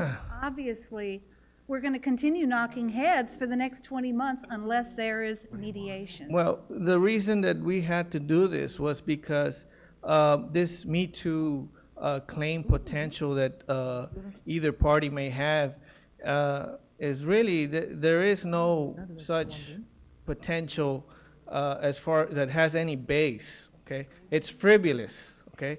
And Well, and I by think then, our attorney here well, disagrees. I'm sure he disagrees with it, but as far as what we're asking and we propose through our contract negotiations is no more than what the other parties, or what you have granted to BPOA, okay? So how can that be that there is a Me Too claim potential? If you're only granting it, we're asking for what you already granted BPOA. Marty, there won't be a Me Too. There isn't a Me Too right now, because whatever we gave to BPOA, you already got. Negative. No, sir. In We other have words- we have not received what BPOA has been granted through their current contract. And that's all we're asking for. Nor have they agreed to If they would agree to the language that BPOA agreed to, then we would resolve the Me Too claim, and we can go on down the road. They want to do everything that BPOA can, but they don't want to do what BPOA did on the Me Too. We Rick, can't use the we can't do that. microphone, If we go and go ahead and accept the language as it's been proposed by the legal team, what that would constitute is us giving up Me Too clause forever. oh, would y'all be willing to get the Me Too, whatever the PD got, and that's it? Excuse Is there me? more? Can you repeat that? What the Me Too clause, what they got, what PD got. Are y'all in agreement to get what PD got and move on, or no? Or is it? If we keep our language as far as the Me Too clause, we're willing to what we're asking for is only what you already granted BPOA through their current contract. So, well, what the legal team is saying that they're breaking the contract. They're trying to make the total cost of the contract an issue, which in essence is not correct, because the Me Too clause only applies if it's across the board, okay? And what they're doing, they're saying, well, the total cost of the contract for the police was so much, and if we break it down per man, you know, even though not everybody got the same amount of raise, okay, it's gonna be approximately so much per man, and then they'll apply that same calculation to our contract. And by doing that, they're making it seem like it's an across-the-board race, when in essence it's not. Okay, not everybody gets the same amount of salaries, okay? Some people get, the way it's structured, not everybody gets the same raise. So, it's not a Me Too issue, okay? By breaking it up the way they're doing, they're making it seem like it is, and that's not correct. And that's why we wanted to speak to you, because obviously it's not getting back to you, and we would like for us to have that opportunity to speak to you and try to clarify this. Use the microphone, Mr. Navarro, please. We have a lot of experience with Me Too claims. It's not correct that the Me Too has not been invoked. It has been invoked various times by the fire department. It has been invoked by the police department. It was invoked by the police department in negotiations when you gave that civilian pay raise while we My were in the question is, middle of you're telling us negotiations. two different things, and we have zero information to base ourselves on. Nothing to look at. I don't have anything to look at. Well, You know, and I'm trying to help the firefighters as much as I can, because I respect their work. But I need some information so I can compare what they're saying, compare what you're saying, Rick? You know, understand? I understand, I don't have and that anything. information was given to the legal team. Now, because they don't agree with it, they didn't forward it to you, okay? And that's not correct, okay? We're trying to get a contract ratified here, and if we're gonna go about this type of negotiations, we're never gonna get a contract ratified. Now. Well, I know right now all we're gonna do is go back and forth, because none of the commissioners, unless I'm the only one that didn't get it. This is why we're avoiding, You all have anything, or not commissioners? agreeing, going to mediation, because it's not something that is really a Me Too issue. It's not, okay? Why are It's you adverse to going into mediation? Because we're already done with most of the contract. Mediation is a tool which we can both agree to go into if we had very. This is precisely the point in time when mediation can wrap it up. Well, you see, the process allows for mediation, but it's not something that we have to agree to, okay? No, that's and, right. So why are you adverse to it? Because like I said, we're not asking for anything more than what you already granted the police, okay? Now, the Me However, Too clause is we're not not an able to issue. agree. We're not there. So with mediation, Well, if you would agree that, if you would grant us what you already granted PD, then you would in essence vote for a contract, okay? But yet, they said, okay, this is BPOA contract. And they said, we give up Me Too. Well, I'm giving you the same thing. Wait a second. I'm giving you the same Commissioner. thing, but yet you will not give up Me Too the way they did. Well, what BPOA agreed saying yes, one was, saying no. they said that, or they have in their contract is that if we were to give it up, they were willing to give it up with the idea that, that wasn't gonna happen. Yeah. See, Okay? that's- But, in essence, like I said, we've already worked through all those obstacles and all those hurdles. There is no such thing as a potential for us, for them, or for us, either, to Me Too, or make a Me Too claim unless it's frivolous, because there's no way that you're gonna be able to Me Too it, okay? Now, how can they say what BPOA is going to do or not do? That's what I think that's the issue, they because say that? BPOA is gonna meet too, Well, what you all get. whether That's whether what's- they that's do, what's worrying the commissioners, commission. whether they do or not, we can't control that. Yeah, exactly.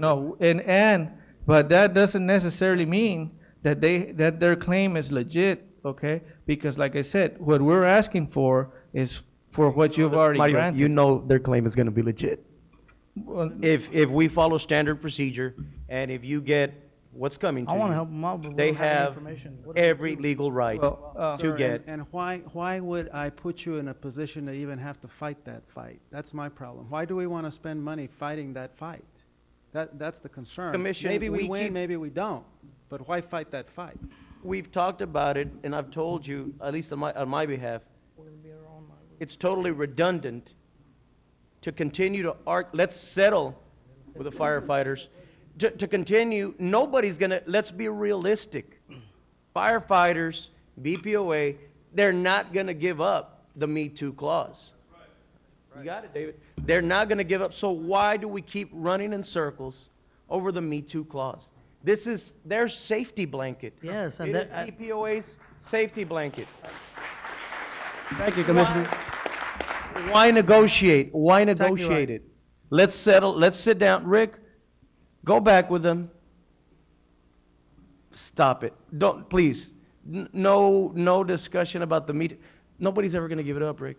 Nobody is ever going to give up the Me Too clause because that is their safety And we blanket. keep It's their going in safety circles mechanism. and circles and circles. for- And it's just, it keeps going in circles and circles.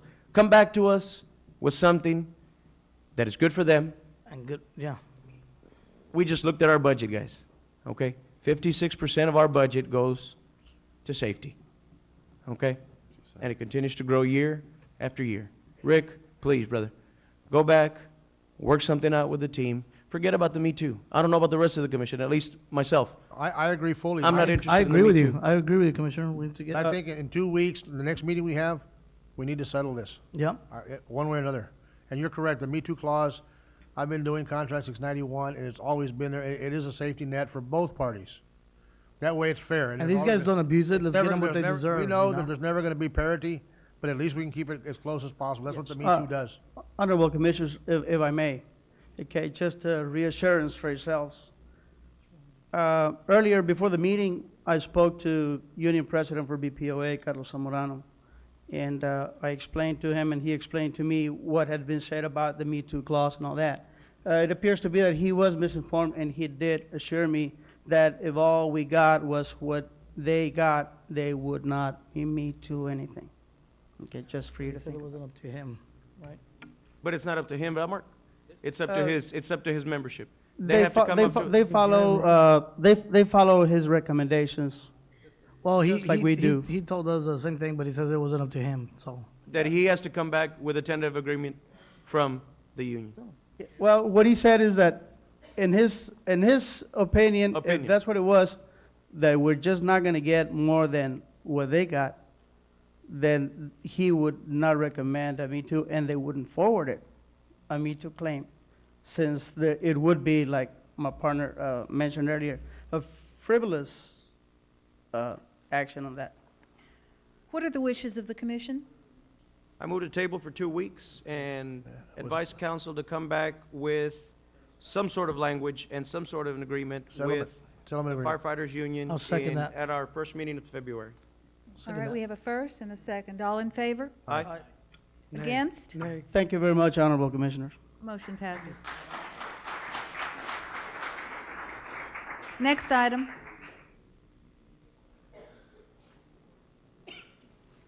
Item 19, consideration and action to authorize the inclusion of all valley-wide towing to the City of Brownsville Class 1 wrecker rotation list. Mr. Esparza?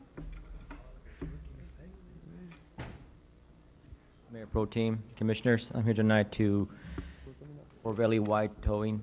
We'd like to, city would like to come into the city rotation. I recommend approval. To approve? Second. All in favor? Aye. Against? Good job, Robert. Motion carries. Thank you. Thank you. Item 20, consideration and action to award a contract for the purchase and delivery of one ticket vending machine for the Brownsville Urban System Department. Mr. Kalapa? Honorable Mayor Pro Tem and Commissioners, at the request of our bus director, Norma Zamora, the purchasing department has solicited formal sealed proposals for this project. The purpose of the ticket vending machine is to decrease staff time and cost associated with selling tickets and to improve the process used to vend bus passes. There's 4 primary goals of this machine, as you can see shown on the screen. The first would be to reduce the amount of staff time that's used for selling tickets and passes. Bus currently sells a variety of fare passes and tickets at its downtown Market Square terminal. As of the end of the fiscal year 2006, Bus had sold approximately 21,000 passes, and those were all done by hand through the ticket window. The second goal would be to reduce the amount of time and limit the opportunity that staff handles money. The third would be to improve the systematic tracking of pass and ticket sales through technology. Currently, tracking of pass and ticket sales are done manually through pen and paper. The new TVM is a computerized system with low margin of error in tracking transactions. And then the fourth goal would be to increase the sales of tickets and passes through the ease of use for the bus passengers. Proposals for this project were received on November 1st. A total of 1 proposal was received. We don't find that to be extraordinary in that the vending machine will work in conjunction with the fare boxes in the buses. Those are both proprietary systems. competing companies tend to respect one another, and so the company that has submitted the proposal for this vending machine is also the firm that we have used for many years for the fare boxes. Copies of this proposal were submitted to the Evaluation Committee for review. A meeting was conducted on November 14th to review and evaluate the proposal submitted by GFI GenFair. As a result of this process, GFI GenFair was invited to attend an interview meeting on November 29th. Subsequent to the interview meeting, contract negotiations were initiated with GFI GenFair. As a result of the negotiation process, the recommended vendor and the bus department have reached a satisfactory working agreement in terms of the available budget for this project. Initially, Bus had wanted to buy 2 of the machines. The options came in higher than what their budget allowed for, so they have tailored the proposal to allow them to buy 1 machine with all of the desired options. This machine will be installed at the Market Square facility. When multimodal facility is prepared, this will be transferred automatically? Absolutely. Absolutely. And maybe Norma, or maybe you could answer this. When this city does come to a point where our citizens will start utilizing public transportation even more, and the need arises for transfers, is this machine already equipped for transfers, or will it have to be a manual system? That's a good point, and in fact, that's what I asked Norma just a few minutes ago. At the current time, there is a variety of passes that will be sold at this machine.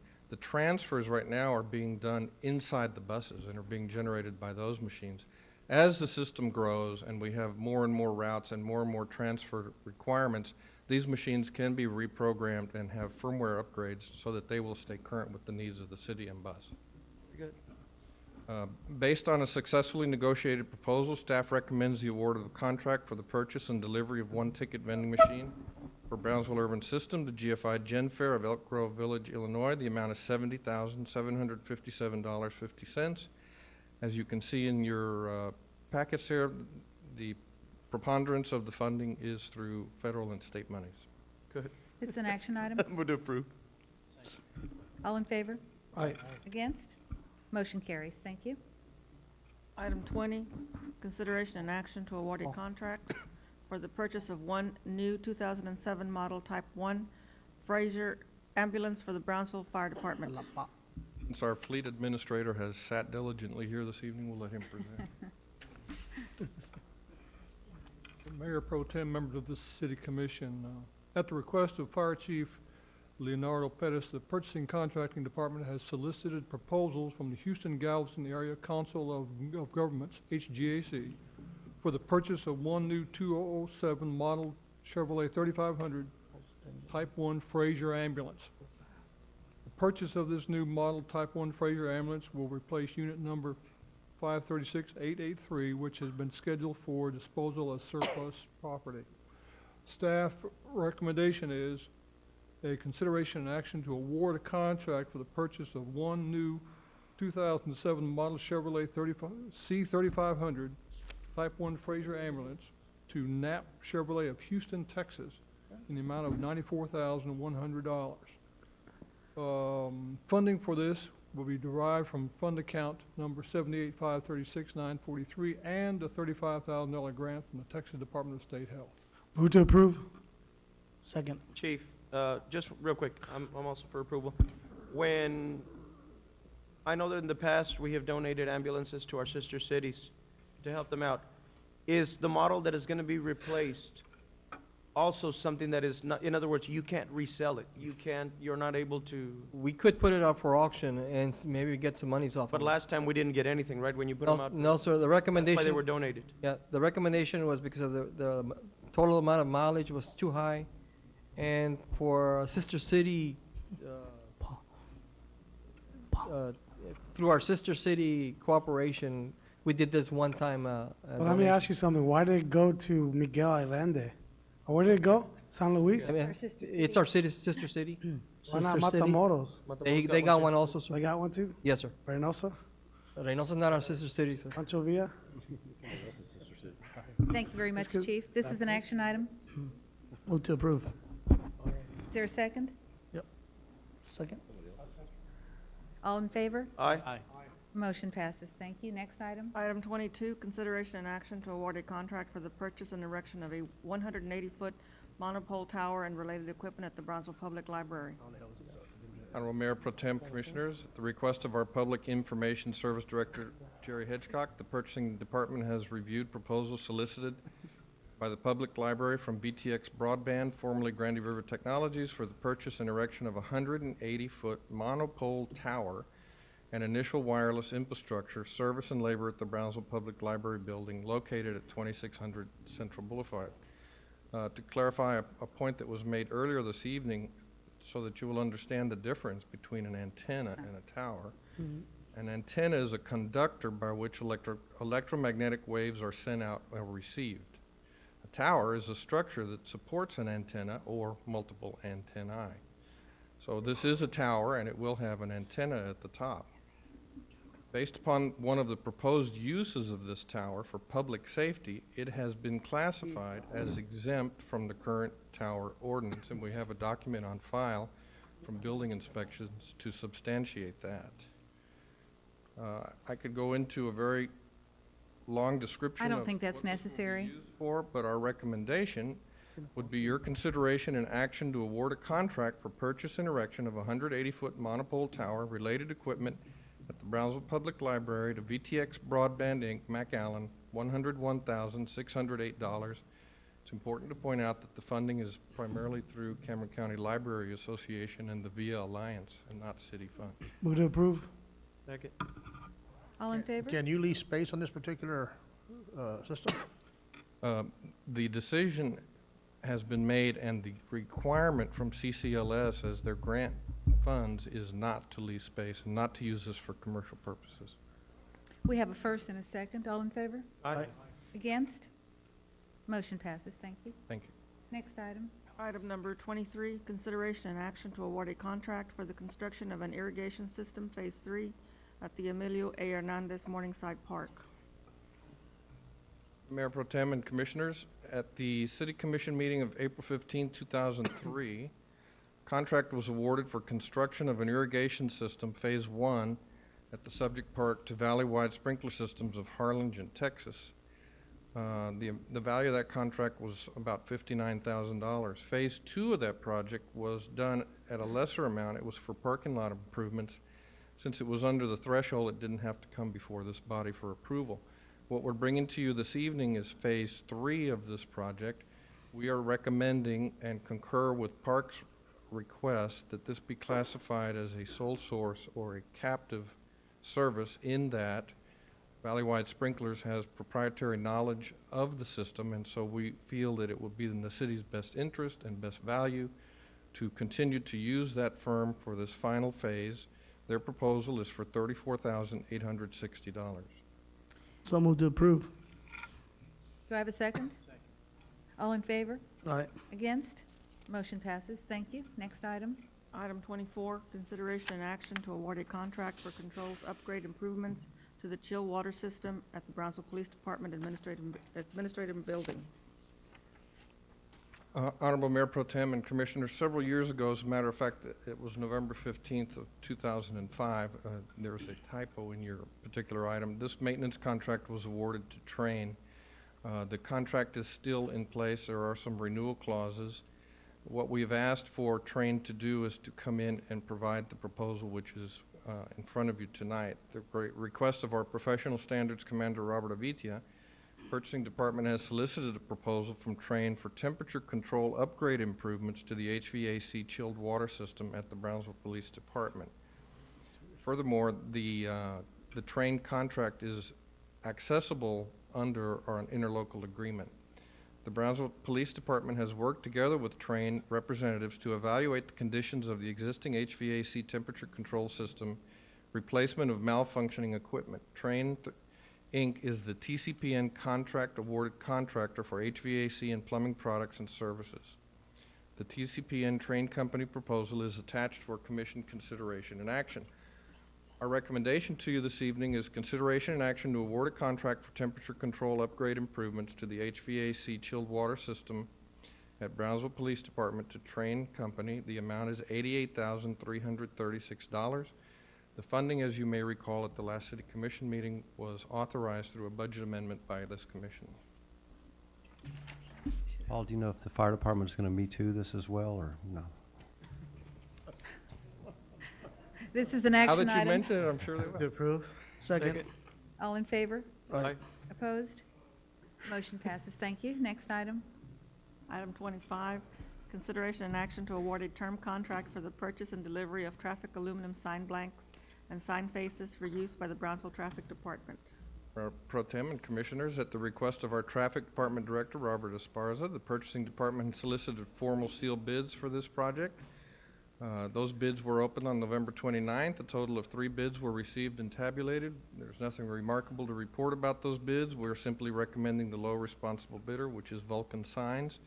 This is for a variety of sign blanks and sign faces that will be ordered based upon the budgetary requirements and capabilities of our traffic department.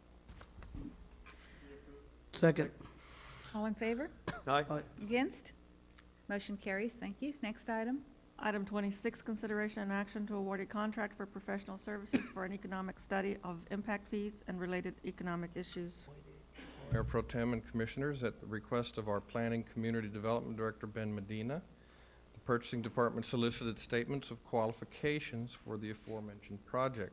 These statements of qualifications were received and acknowledged on December the 19th.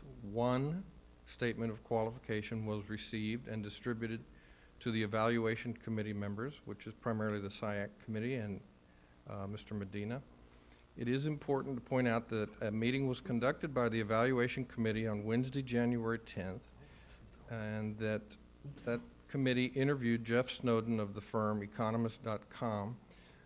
The Evaluation Committee did agree to accept the statement of qualifications and asked for a proposal to be submitted by Mr. Snowden. Immediately following that meeting, there was contract negotiations were initiated.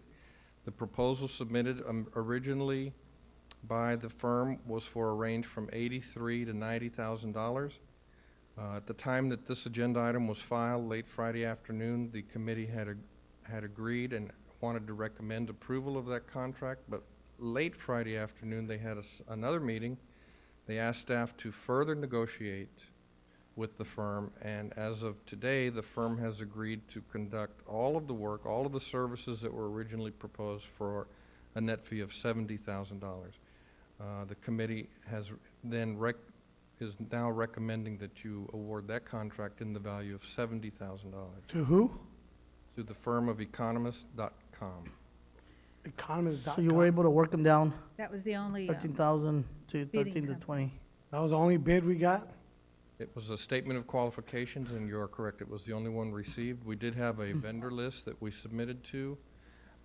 The other firms that received... But if it takes less, Paul, I mean, that doesn't mean we'll pay the 70,000, right? Yes. What they've done basically is agreed to absorb all of the transportation cost and all of the incidental cost, report generation and whatnot.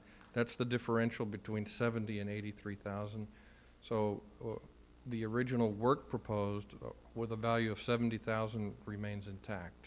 And when will they have this project completed? They have been, I sat through those meetings and I know that they were told to fast track this. It is very important. And they're just gonna use the information that PUB had and the city had. Well, they are going to take existing data and make these particular reports and recommendations to you. That's correct, sir. You know, we've been talking amongst some of the commissioners here and stuff like that. You know, paying 70,000 on top of 250,000 and 200,000. I think if we just work together as a commission and use the kayak and use PUB and use our own city, we can come up with a number that best suits the citizens of Brownsville still having to pay for another opinion.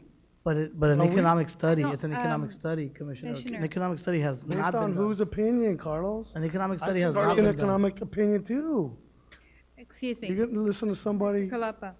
They will be giving us information on how growth is going to be affected, correct? Yes, that The is correct. numbers we've we've hashed and rehashed. The numbers are there, and maybe they'll change them, maybe not. But essentially, this is an economist group, Yes. and they're going to give us information on how our economy. They need a number, Sally. They can't just. Hold on. Mayor They're Pro gonna Tem, one of the things that I noticed during the meetings was that the SIAC committee pretty much agreed, as well as the respondent here, that the original report that was produced by PUB was not comprehensive. It was done by an engineering There you firm, go. and it did There you not go. take into consideration all of the economic factors. Economic. This particular firm seems to be very An well versed and engineering. has a very good list of credentials, not only throughout Texas, but here in the valley, and will take all of the economic indicators and be able to bring a number to you, or recommendation for a number that might be more palatable to this body as well as PUB. Let me just make a real quick comment before this voting body votes on it. When this economy.com, economist.com, you've seen the national average. The national average is 4,100. When economist.com comes back and tells you that the number is $3,700 to $4,000, I'm not a betting man, but I'm willing to say that that's what they're gonna come up with something over $3,000. We already been told. Okay? What then? Do you look for another opinion? Okay? So that's why, when my partner here says, No, Commissioner, we don't look for let's another get, opinion. okay, Carlos, but when me you just- voted, let me just you tell you. voted, hold on. When you voted and you said, no, let's go with this study. So I'm not gonna put you on the spot, Carlos, and tell you, when economist.com comes back and says, City Commission of Brownsville, the magic number's $3,700. At that time, will the voting members that voted to go back to 1990 say, if $3,700 is what economist.com said, then we go with $3,700? Or will another, because, and this is what I'm getting at, because if this company comes back and tells you it's over $3,500, or it's between the $3,000 to $4,000 range, and you're not gonna be okay with it, we shouldn't have just not gotten them, and we should have just made the decision the way Charlie's I can only saying. speak for myself, and I've always been okay if I've had an economic study done, and that was my main concern all along. I've never budged from that from the beginning. No one has ever done an economic study. Once the economic study gets done, whatever they decide, then so be it.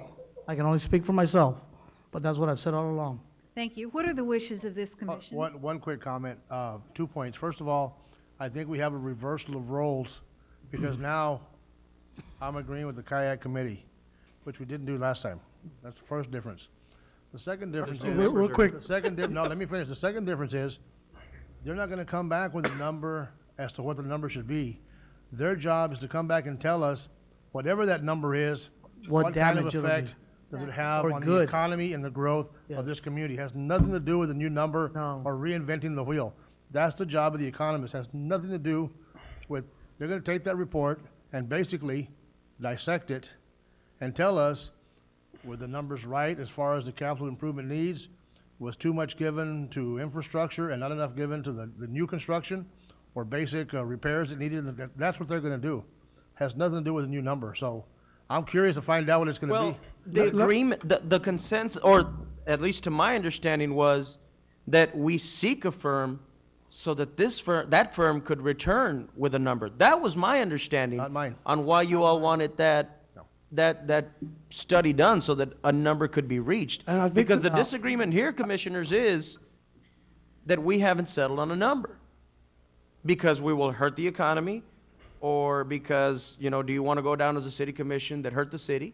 Okay, but what we're looking, in essence, at least me, I'm looking for a number, okay? If you told me that my number was too high, and in my opinion, your number is too low, then we need a decision. Now, when you tell do me, that when ourselves. you tell me you agree with the kayak,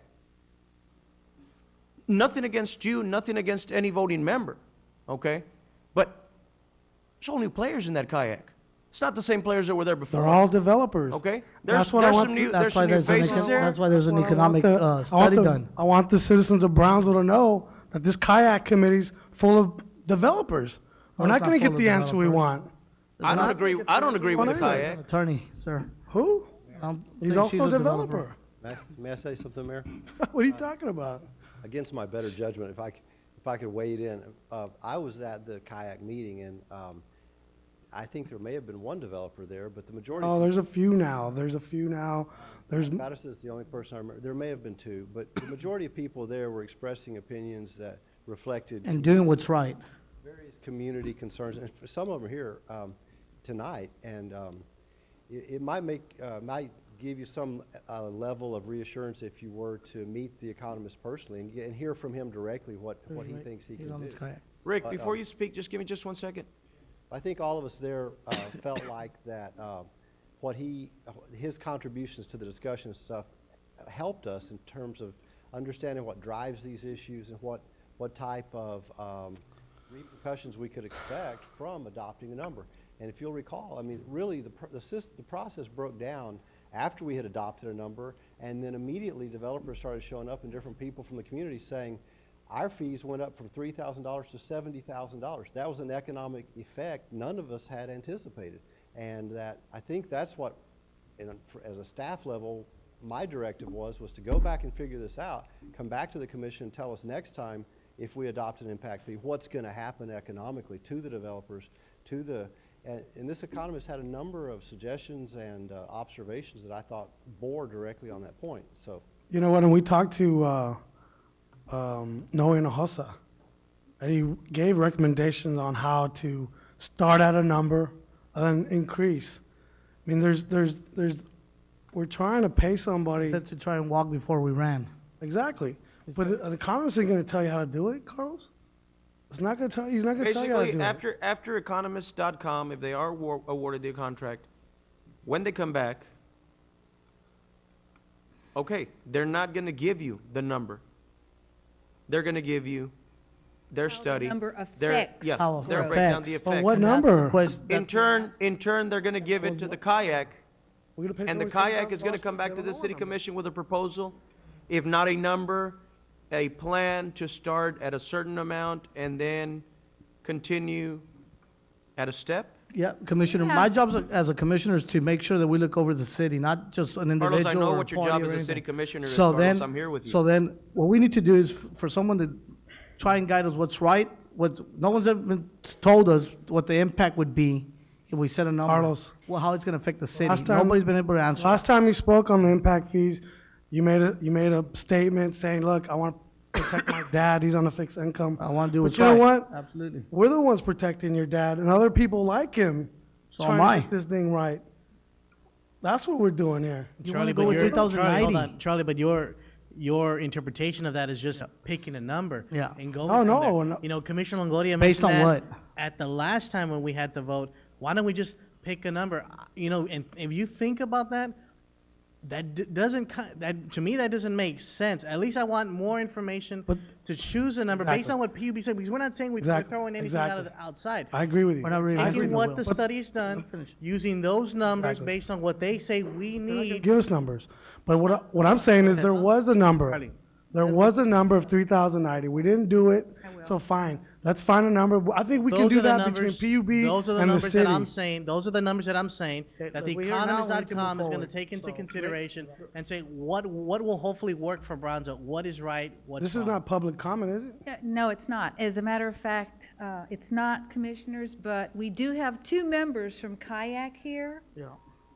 If it's your desire, commissioners, and you'd like to hear an opinion from Well, this, them, before we hear Rick, I would like to table this so we can get information from that economist on what exactly he's gonna be doing. Commissioner, we've wasted enough we time. We need to move appointed forward. Kayak to screen, to do that for us, Commissioner.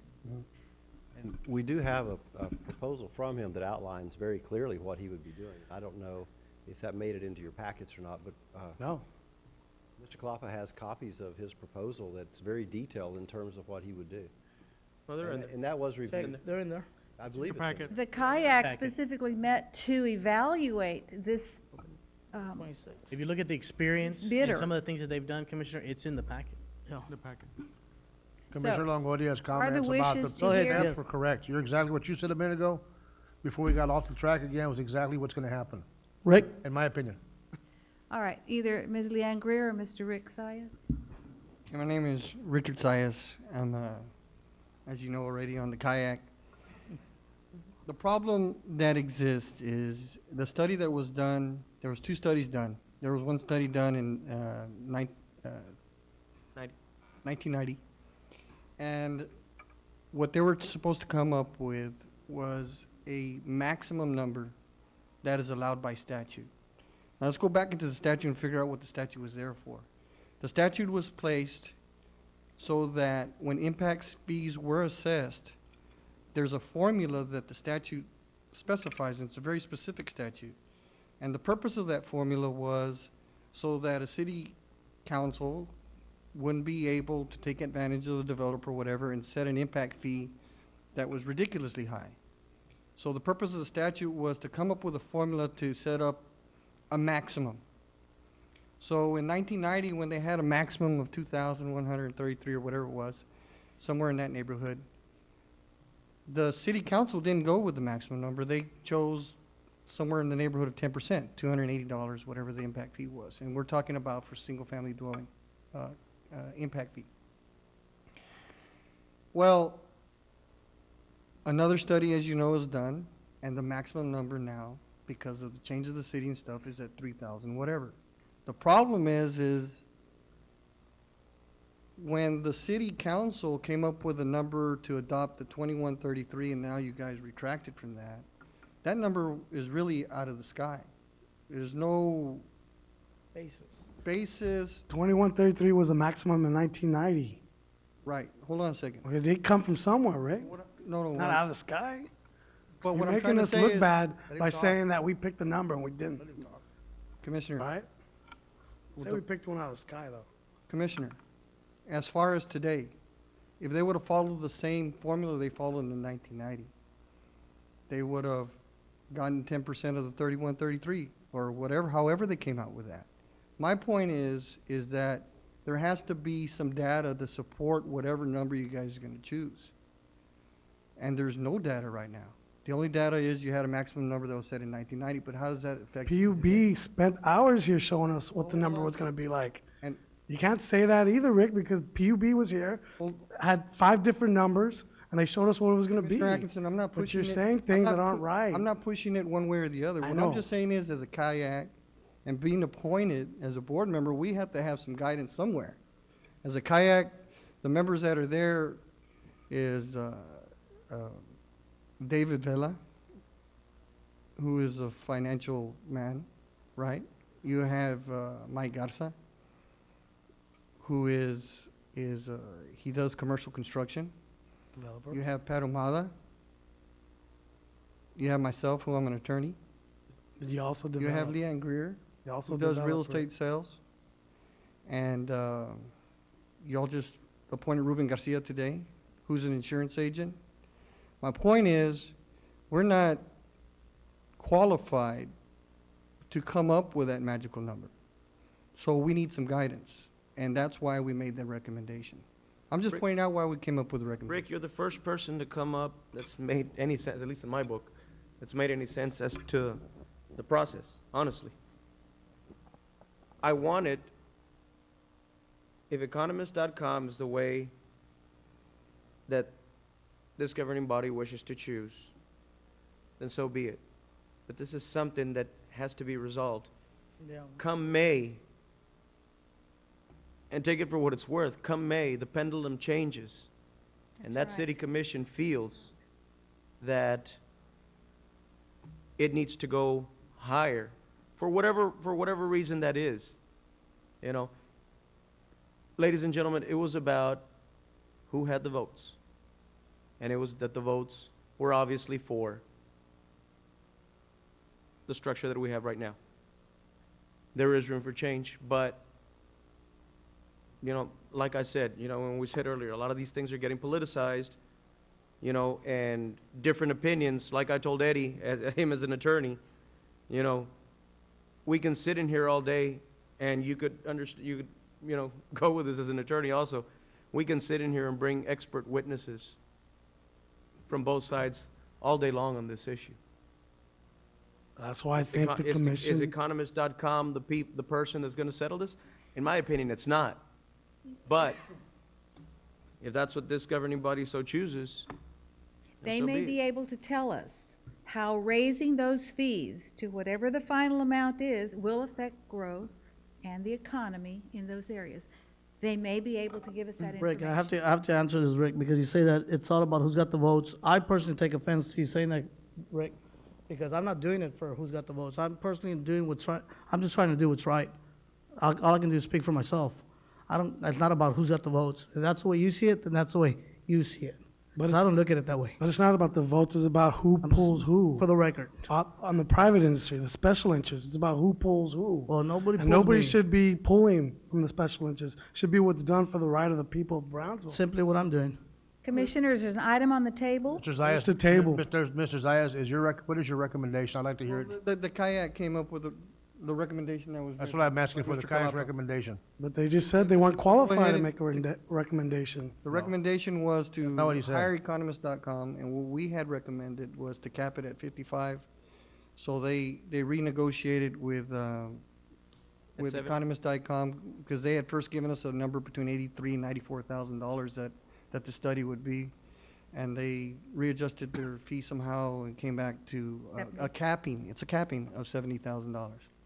So it's the committee's recommendation that we consider then going with. I'll make the Economy. recommendation. That I'll make was the the motion recommendation. to approve the resolution based on the recommendation of the kayak. A second. Second, I have a motion and Nay. a second. All in favor? Aye. Against? How many nays? Hey, 2. Motion passes. Thank you. Any public? Yes, public comment. Are they still here, Mr. Lopez and, no, I think they've both spoken, right? Very good. May I have a motion to adjourn? So moved. So moved. Everybody. All in favor? Did you- Aye. That's unanimous. I think it's unanimous. This meeting is closed.